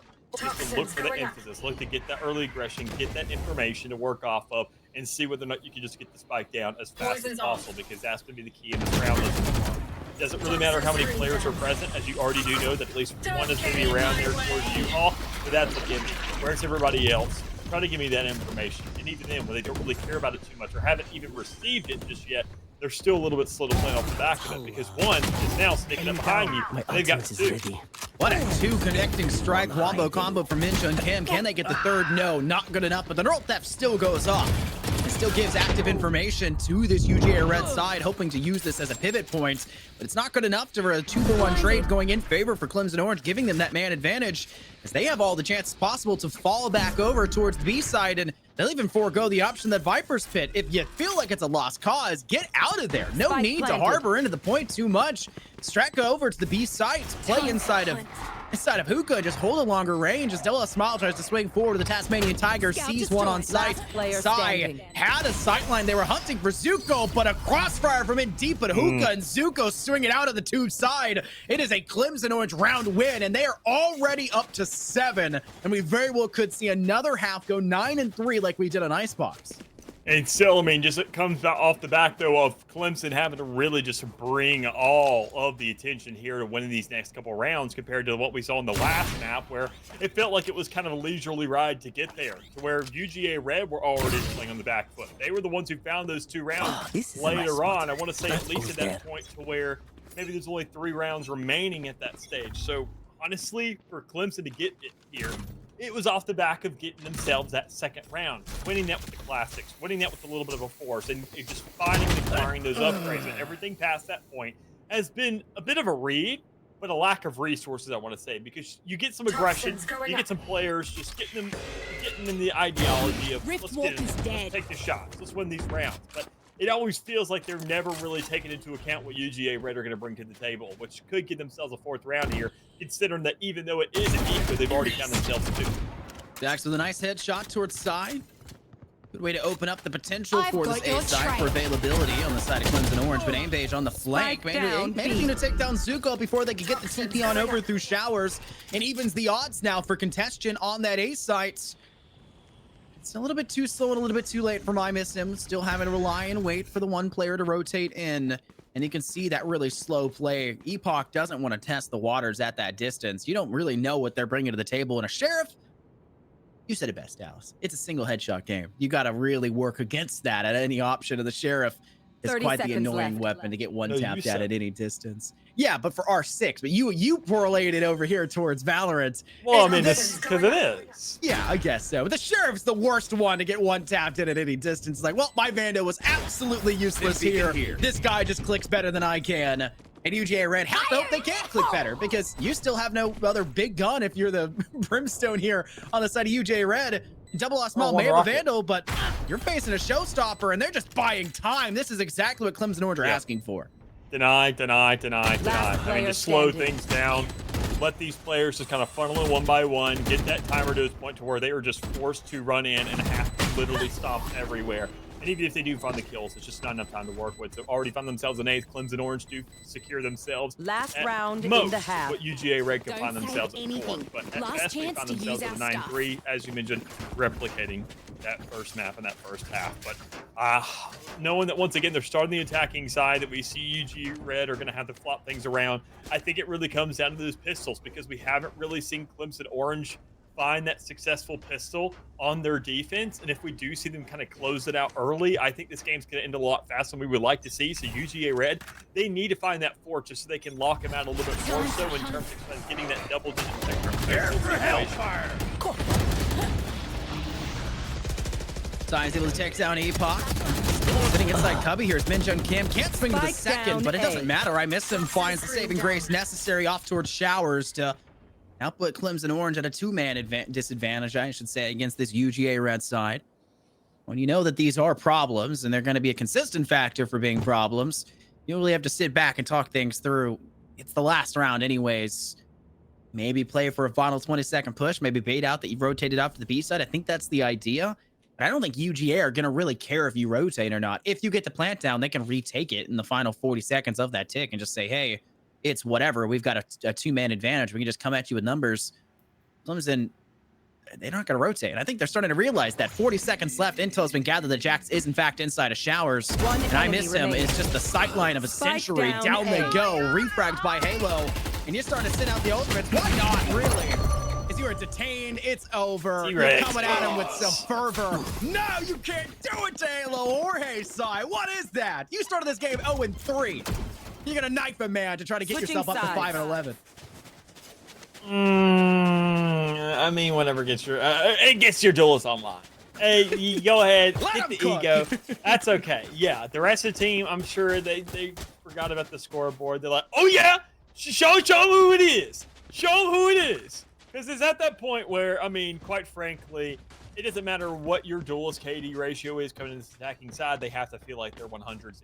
They have to literally just understand that they are going to be the catalyst for every single one of these rounds. And if you don't have them on board, then really what is this round going to be? We saw it happen at Clemson Orange. If they had that first blood where we didn't really see Epoch surmount all the effort that you really needed in a round, or at least didn't find enough space off the get-go, then the rest of the team just kind of got dissected. And that's why we do see closer margin than that 9-3, at least in the 8-4. And knowing that this makes things look a lot more doable. Clemson Orange, this is the time where I mentioned earlier, where you just need the 8-4 purely because of the pistol. You don't want to have them already sitting at 11 rounds from a pistol and then the buy afterwards. Making them stick towards 10, we saw Clemson Orange struggle to get themselves a 12th round. They had to rely on a plus just to find quick results in the game. So knowing that if this round does go wrong, UGA Red have already kind of compensated. Heal up, squad. Total dismantling here for UGA Red. The TP is now proving to be a total death ground for Clemson Orange. What is there to expect? You're funneling into a sightline that's near impossible to cover from. But Minjun Kim, who I guess felt like they were kind of coming online, Dallas, is sent offline just as quickly. It's the 2 players left on Clemson Orange for this B site that will now be forced to rotate over. I believe they'll take the Octagon TP together to move in through Showers, possibly have one go through short to close at a sightline, or maybe they'll just go fairly flat and one-dimensional to just extend out through Showers. It is just a pistol run. You don't have to worry too much about utility being sent back against you, but a guiding light is in the pocket Last here player for standing. UGA Red. And Jax doesn't have a good turn, and that puts Poco on the back burners just the same. A round win for UGA Red, and since they closed out that the final round of that first half, puts them up to 5, and a very good chance now put them up to 6 if they can win the bonus like they failed to do in the first half. Yeah, this one, the rounds kind of become a little bit of a gimme, because considering that Clemson Orange aren't the ones that are setting the tone in this half, they're the ones kind of slowing things down, waiting for the answer to come to them, it's going to be a lot more difficult to really kind of hold these things down. Unless you're maybe looking at a shorty, but honestly, Clemson don't really understand UGA's tone and pacing of this game. Consider that, at least from our perspective, it is a lot more slow than Clemson. They like to just kind of press that W key onto a site, see if it works. If it doesn't, then go somewhere else.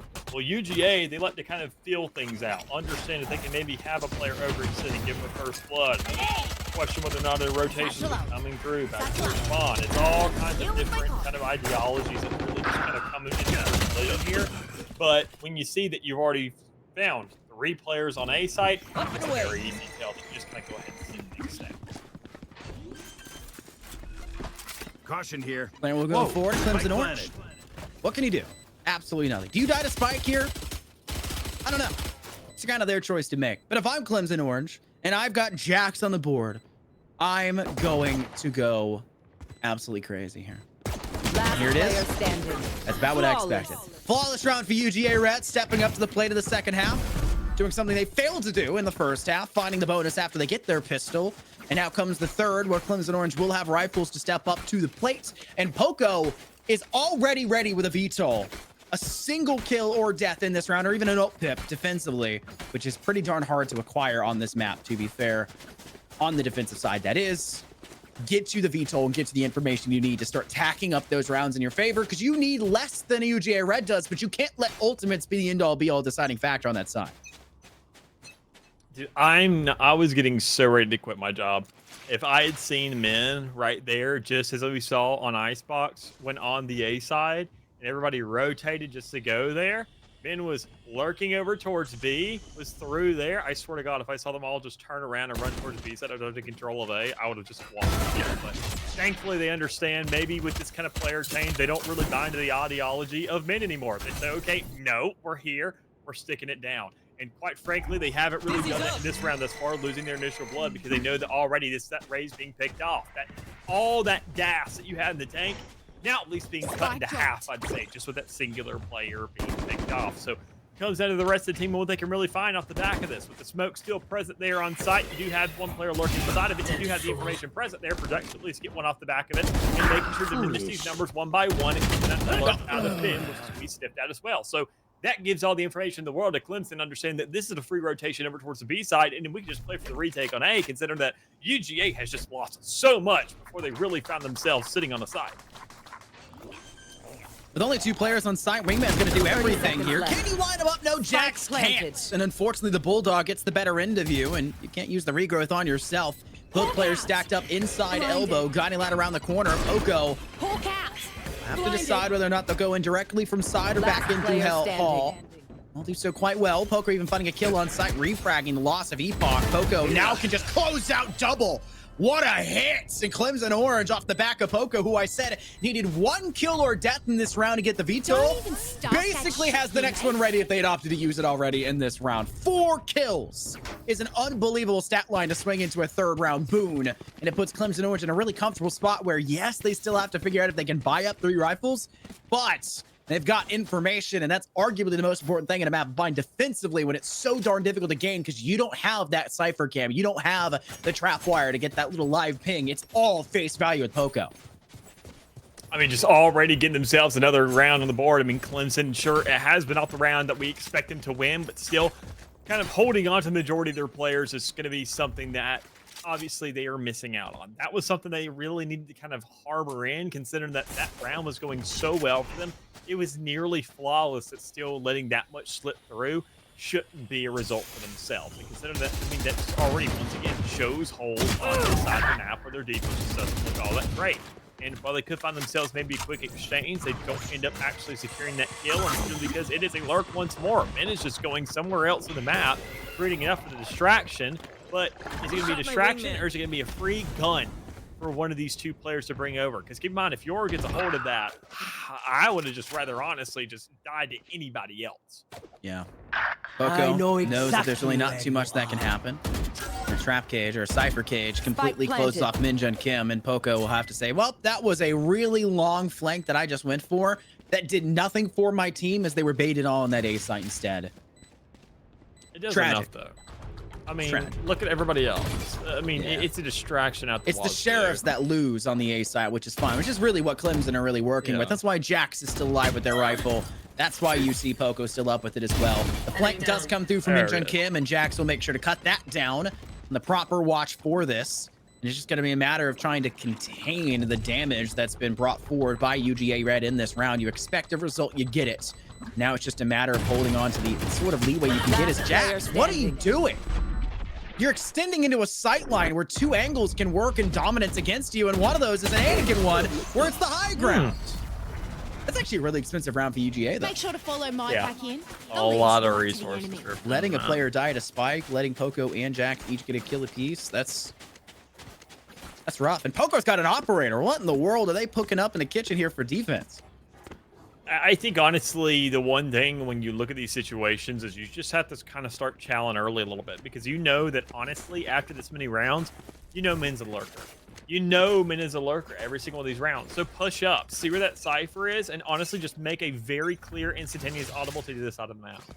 Because that's just going to be the case. It comes down to reading these teams, and while UGA, sure, they're making a good attempt and already get themselves a first blood, which is going to make this round a lot easier, they're relatively predictable when you start to kind of understand how they play this game. There it is, shutting that guy off, and honestly, right there goes the horses. Run across the map, forget about that lurker. You know they're going where he isn't, and it makes it an easy retake, ready to roll. Can Halo sit back, or will Halo continue to hold from here and wait for the team to swing forward instead? They'll hold up to the high ground. They want Heaven Control to be locked in. The Seekers do come out from the attacking side. A single operator shot deals with all of it as every smoke dissipates. And Poco's dimensional drift gathers every piece of information you could possibly ask for. And I miss despite having that information, will not lose the next two fights. What an attempt from Clemson on the retake, but too flat. And not enough off of it, truly to be said. As UGA they just buried the barrel into everybody. You have an orbital VSAT telling you where everybody is. And sure, it's a little weird when the orbital VSAT wants to crash and at least take a fight on the map. It has an operator. That's the one thing that's really killing me there, is that 4700 was actually just thrown away in that round. That we questioned it already beforehand leading into it. And knowing that Ultimate was going to be online, I'm expecting maybe a weapon swap or another player. And then you can kind of have a player go towards Heaven. So if somebody's on that triple stack, or somebody's maybe over towards U-Haul, kind of at that door, you get a free kill with the op. And let your Yoru push up. Instead, they just do anything. But finding, once again, a very clear push up B-Long, a free kill on to Min, who's going to be that lurking player every single round. You know that, hey, they're probably A. Molly.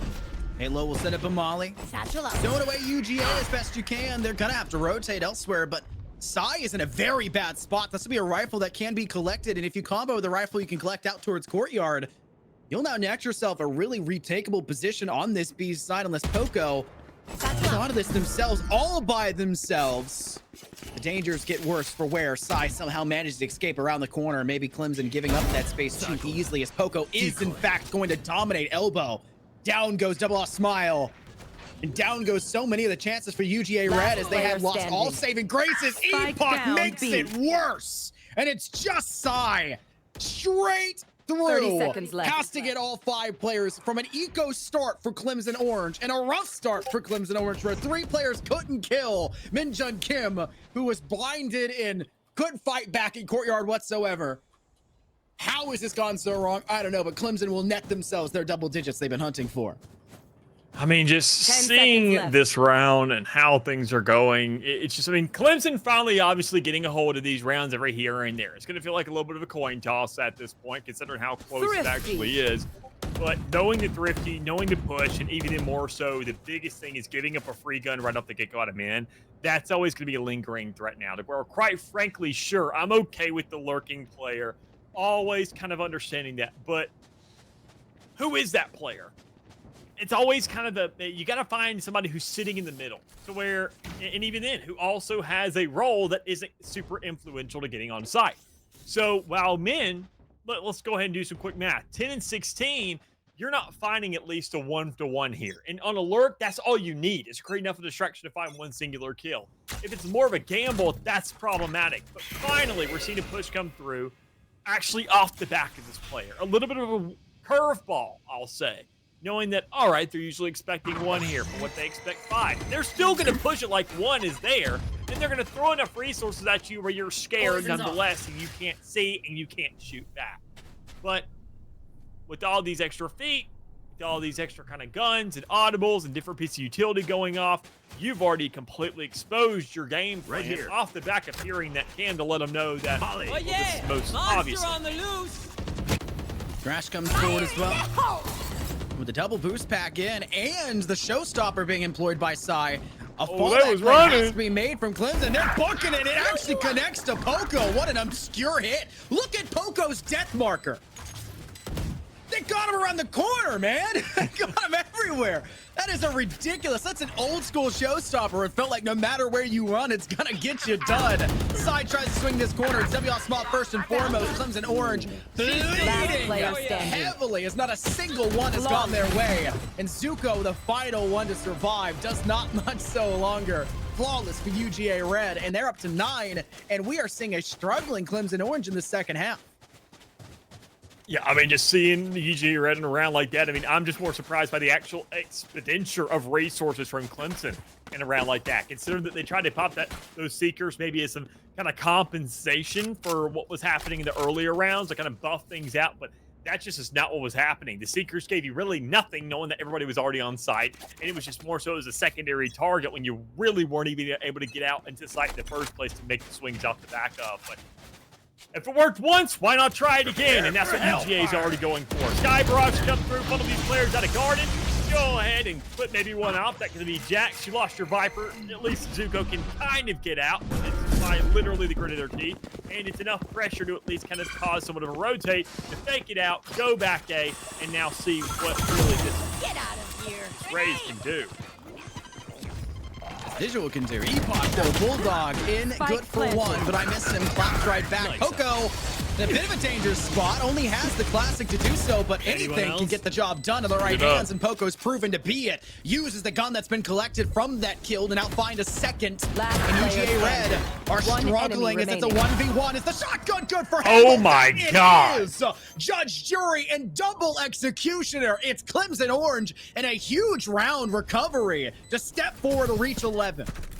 And just an outstanding show of really how to make the most of the pacing of that retake. I mean, we saw it speed up more and more and more, almost as a train getting shoveled of coal into it. But the big thing is they're just making sure not to meet your melting point, not overheating. And quite frankly, I love the way they played that. Even more so, keeping eyes on Poco for the instant moment that we saw over towards U-Haul. Finding that first initial pick, going ahead, swinging out, understanding that you're more than likely probably already dead. See if you can extend and find something through the kind of perceived safety of that ultimate. And whether you still died, you know that numbers are playing for the rest of your squad there. And you're creating space, you're creating more comms and all this chaos that just really can't be utilized by the side of UGA. But already, once again, putting that 2-round differential into a 9-11. It comes down to Clemson Orange once more. Investing a Viper's Pit here towards B-Long. Maybe locking down the push that could have come to that avenue. And having a player allocated towards A main lets you know that, well, these guys are going to funnel themselves either A, through that Viper's Pit, or B, through Hookah. But no matter what, it's an easy cue to come to this B side.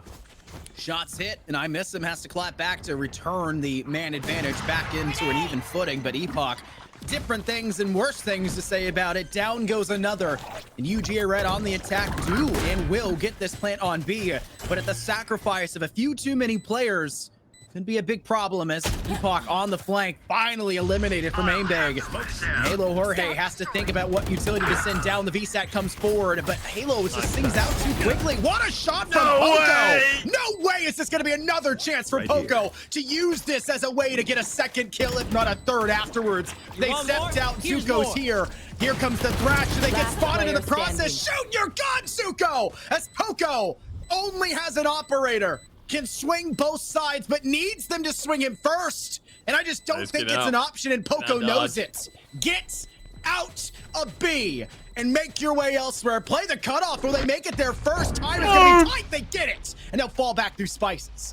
Yeah, make things expensive, make these rounds just detrimental to the side of UGA, considering that they're winning them over and over and over again, or at least enough to make it concerning. I mean, look at this half so far. You have found yourself the pistol rounds, and afterwards you have gone, well, 4 for 3, and that's all you really need, quite frankly. As I mentioned, 8-4 was that magic number. Reaching that 4th round was the perfect stance. 5 would have been a miracle, but in a masterclass on top of it. But already knowing that Clemson are still struggling on this defense, finds a difficult map to figure out on defense, and nobody's really kind of understood it. So for you to at least get that 4 was more than enough to get yourself some potential in this half. But the big thing to me is seeing how you're going to monopolize off that, how you're going to find some extra that extra factor, that X factor, better yet, to work with. And I don't know if UGA's really found that. I mean, they're just playing their game.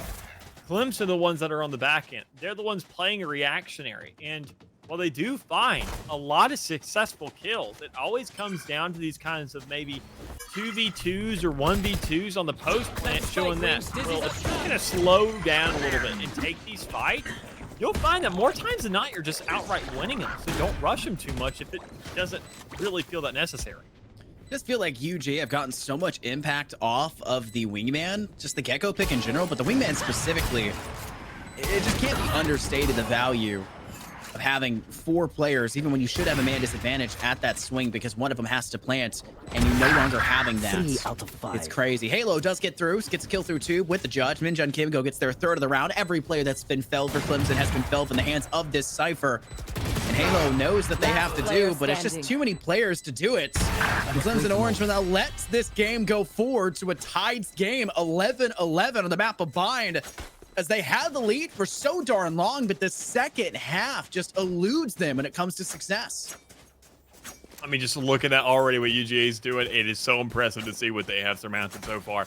I got to say the operator on the attacking side is always a little bit questionable when I do take a look at it, but it makes sense on men. I mean, it could be just a free gimme if that player is lurking. Quite frankly, it doesn't really need to lurk anymore. It just has to sit and spawn towards one of these sides of the map. And if you see that Clemson kind of want to expend or at least anything, especially a body, to figure out what's going on there, well, there you go. It should be a kill. It better be a kill, considering the kind of money you invest in a gun like that. But even then more so, it doesn't find too much of an actual value when pushing onto site. So that's kind of how you use that Cypher. Even then, for the sake of a setup, I think you have the trip on the flank, you have the M set up, you have a lot to work with here, letting you know that, well, it's just now a looming threat. It is a phantom presence, as you mentioned earlier, and, well, Vandals in the game. it's an opera in essence, but it's a phantom in the sake of where it's just kind of there, but it doesn't really have any physicality to it. So already UGA Red getting on the site, they've lost a player in the meantime. It feels like their race has not really done the amount of work that they needed to do. But speaking of races, the showstopper already coming in and not finding a kill, and even then off the back of a dog or a rocket. Gotcha. That is an unbelievable shot from I Miss Him. I just had a feeling. The showstopper doesn't kill there, and the entire round's economy just changes. It evolves. This is not looking great. Everyone knows that when something crazy like that happens, it goes wrong. But thankfully, Poco's on site, knows there's more. How many times will that be available for you? Is this a rough spot? How are you alive, Oh my God! What just happened in Bind? Clemson get their 12th and can now use this to escalate into a possible 13th if they can only hand a gun over to Epoch. It's the fact that literally had, I mean, they didn't have full control over the A site, but they had enough to at least kind of have an idea and just get something down. Maybe squeak that spike out, but they just decided to kind of ditch site, go somewhere else with these kind of, I don't know, relatively equal fights. And even then still, because there was no rotation going off of it, they're understanding that once they get over towards B, that was just their team. That was their default that was stalling us there. And we're just going right into another setup that's fresh and healthy and just, well, going to make that much easier work of us. So maybe not something that UGA is going to want to do anymore. Just going to want to kind of go for these outright fights and just understand if things don't work there, that's when you go for the rotate. But again, it's another one of these situations where I understand when you're on site, you've already committed. You have to take the hit. You have to make the play. With men squeezing through, thank goodness that neural theft went off because I could have swore that player in U-Haul was going to make very quick work of him. Yeah, there's just any swing from either stairs side or from short side. It could have been a really big problem for Ninja and Kim just trying to work from there. It won't matter though. Jack's on site, taking down Sai Zuko. Down goes I Miss Him. UGA Red on the back burner. Need to find 4 kills now from a double disadvantage, and it's all in the hands of Aimbag. This is the chance for UGA Red, the only chance for UGA Red. They lose here, Dallas, and they'll place lower than their B team will in the SEL for Season 4. And Clemson Orange will be the team to send them there. Poco goes down and finds a second. It's doable.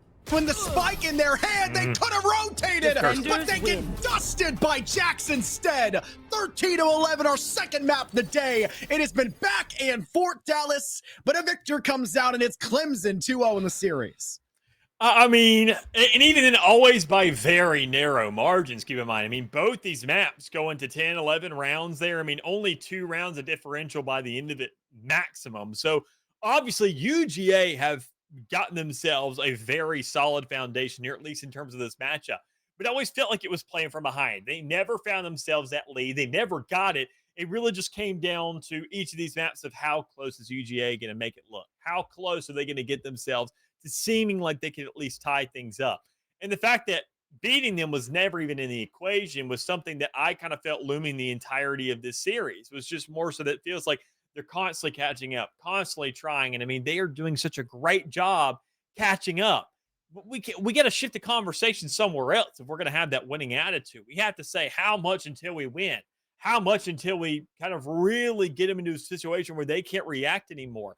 And it comes down to that point of thinking of the map more so on a every other round basis than just winning out those ecos. And we already saw that Clemson in both of these maps shut them down on an eco.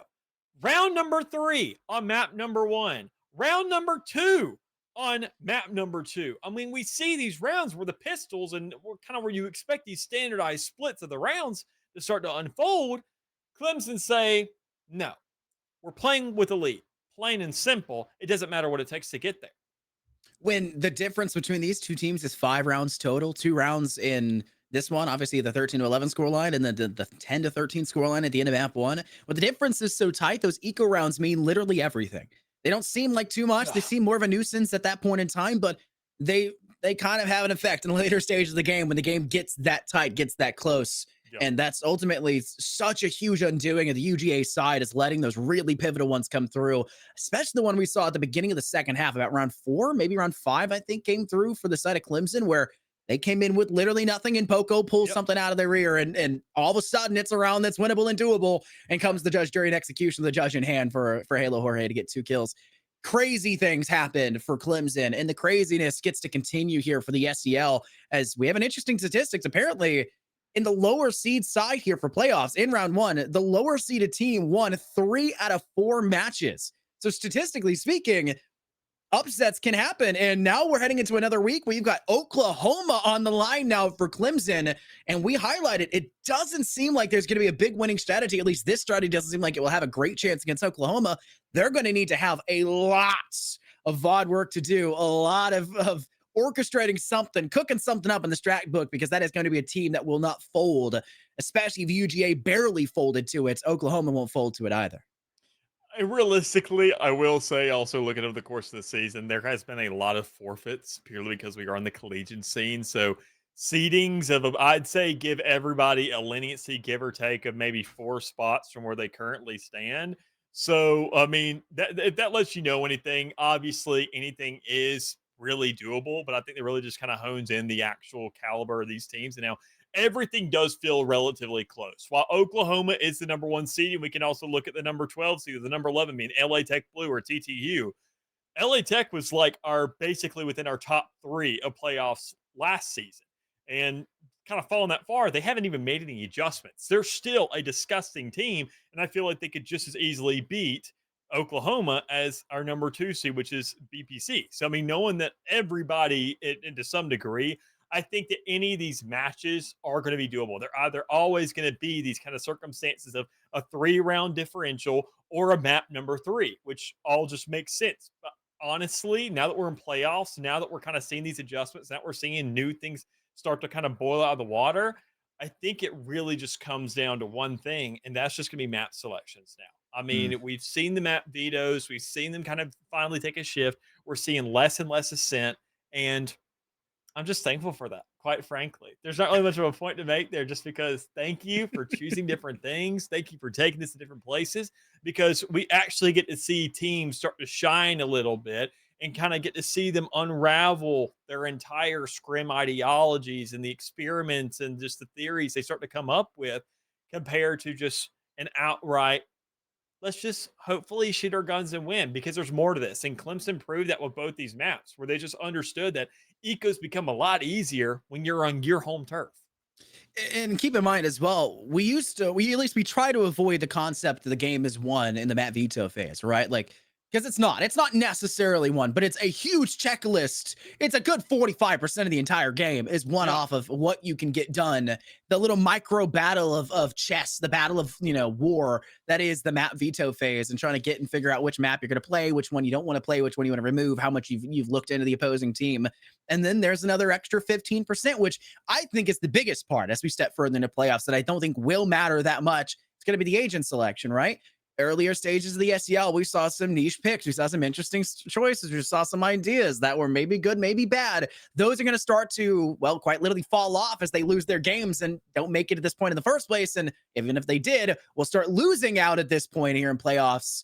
It's going to be less of a problem, and that 15% quickly becomes a 2% or a 3%, where it's only that one team that plays something crazy, like Poco with Yoru, who seems so darn good at it, where we've seen Yoru's play and just don't perform at this level, but Poco's doing it really darn well consistently. It's going to be players like that you look towards, but then you're going to look at them and say, you're just going to counter them. That's the player you look at. That's how you counter that out. And Oklahoma's going to do that next week. And it's something, do you opt to go for it again? Is the agent selection going to be another level of mind games for you? Is it going to play into how you decide to, challenge a map or challenge a certain strategy when your team opts to go for it? No matter what the decision is made, you have to lay in it, right? You make your bed, you lay in it. And it's really this giant, I would say, mental weight on the shoulders of the coach, of the teams, of even the fans having to, think about what's going on through these players.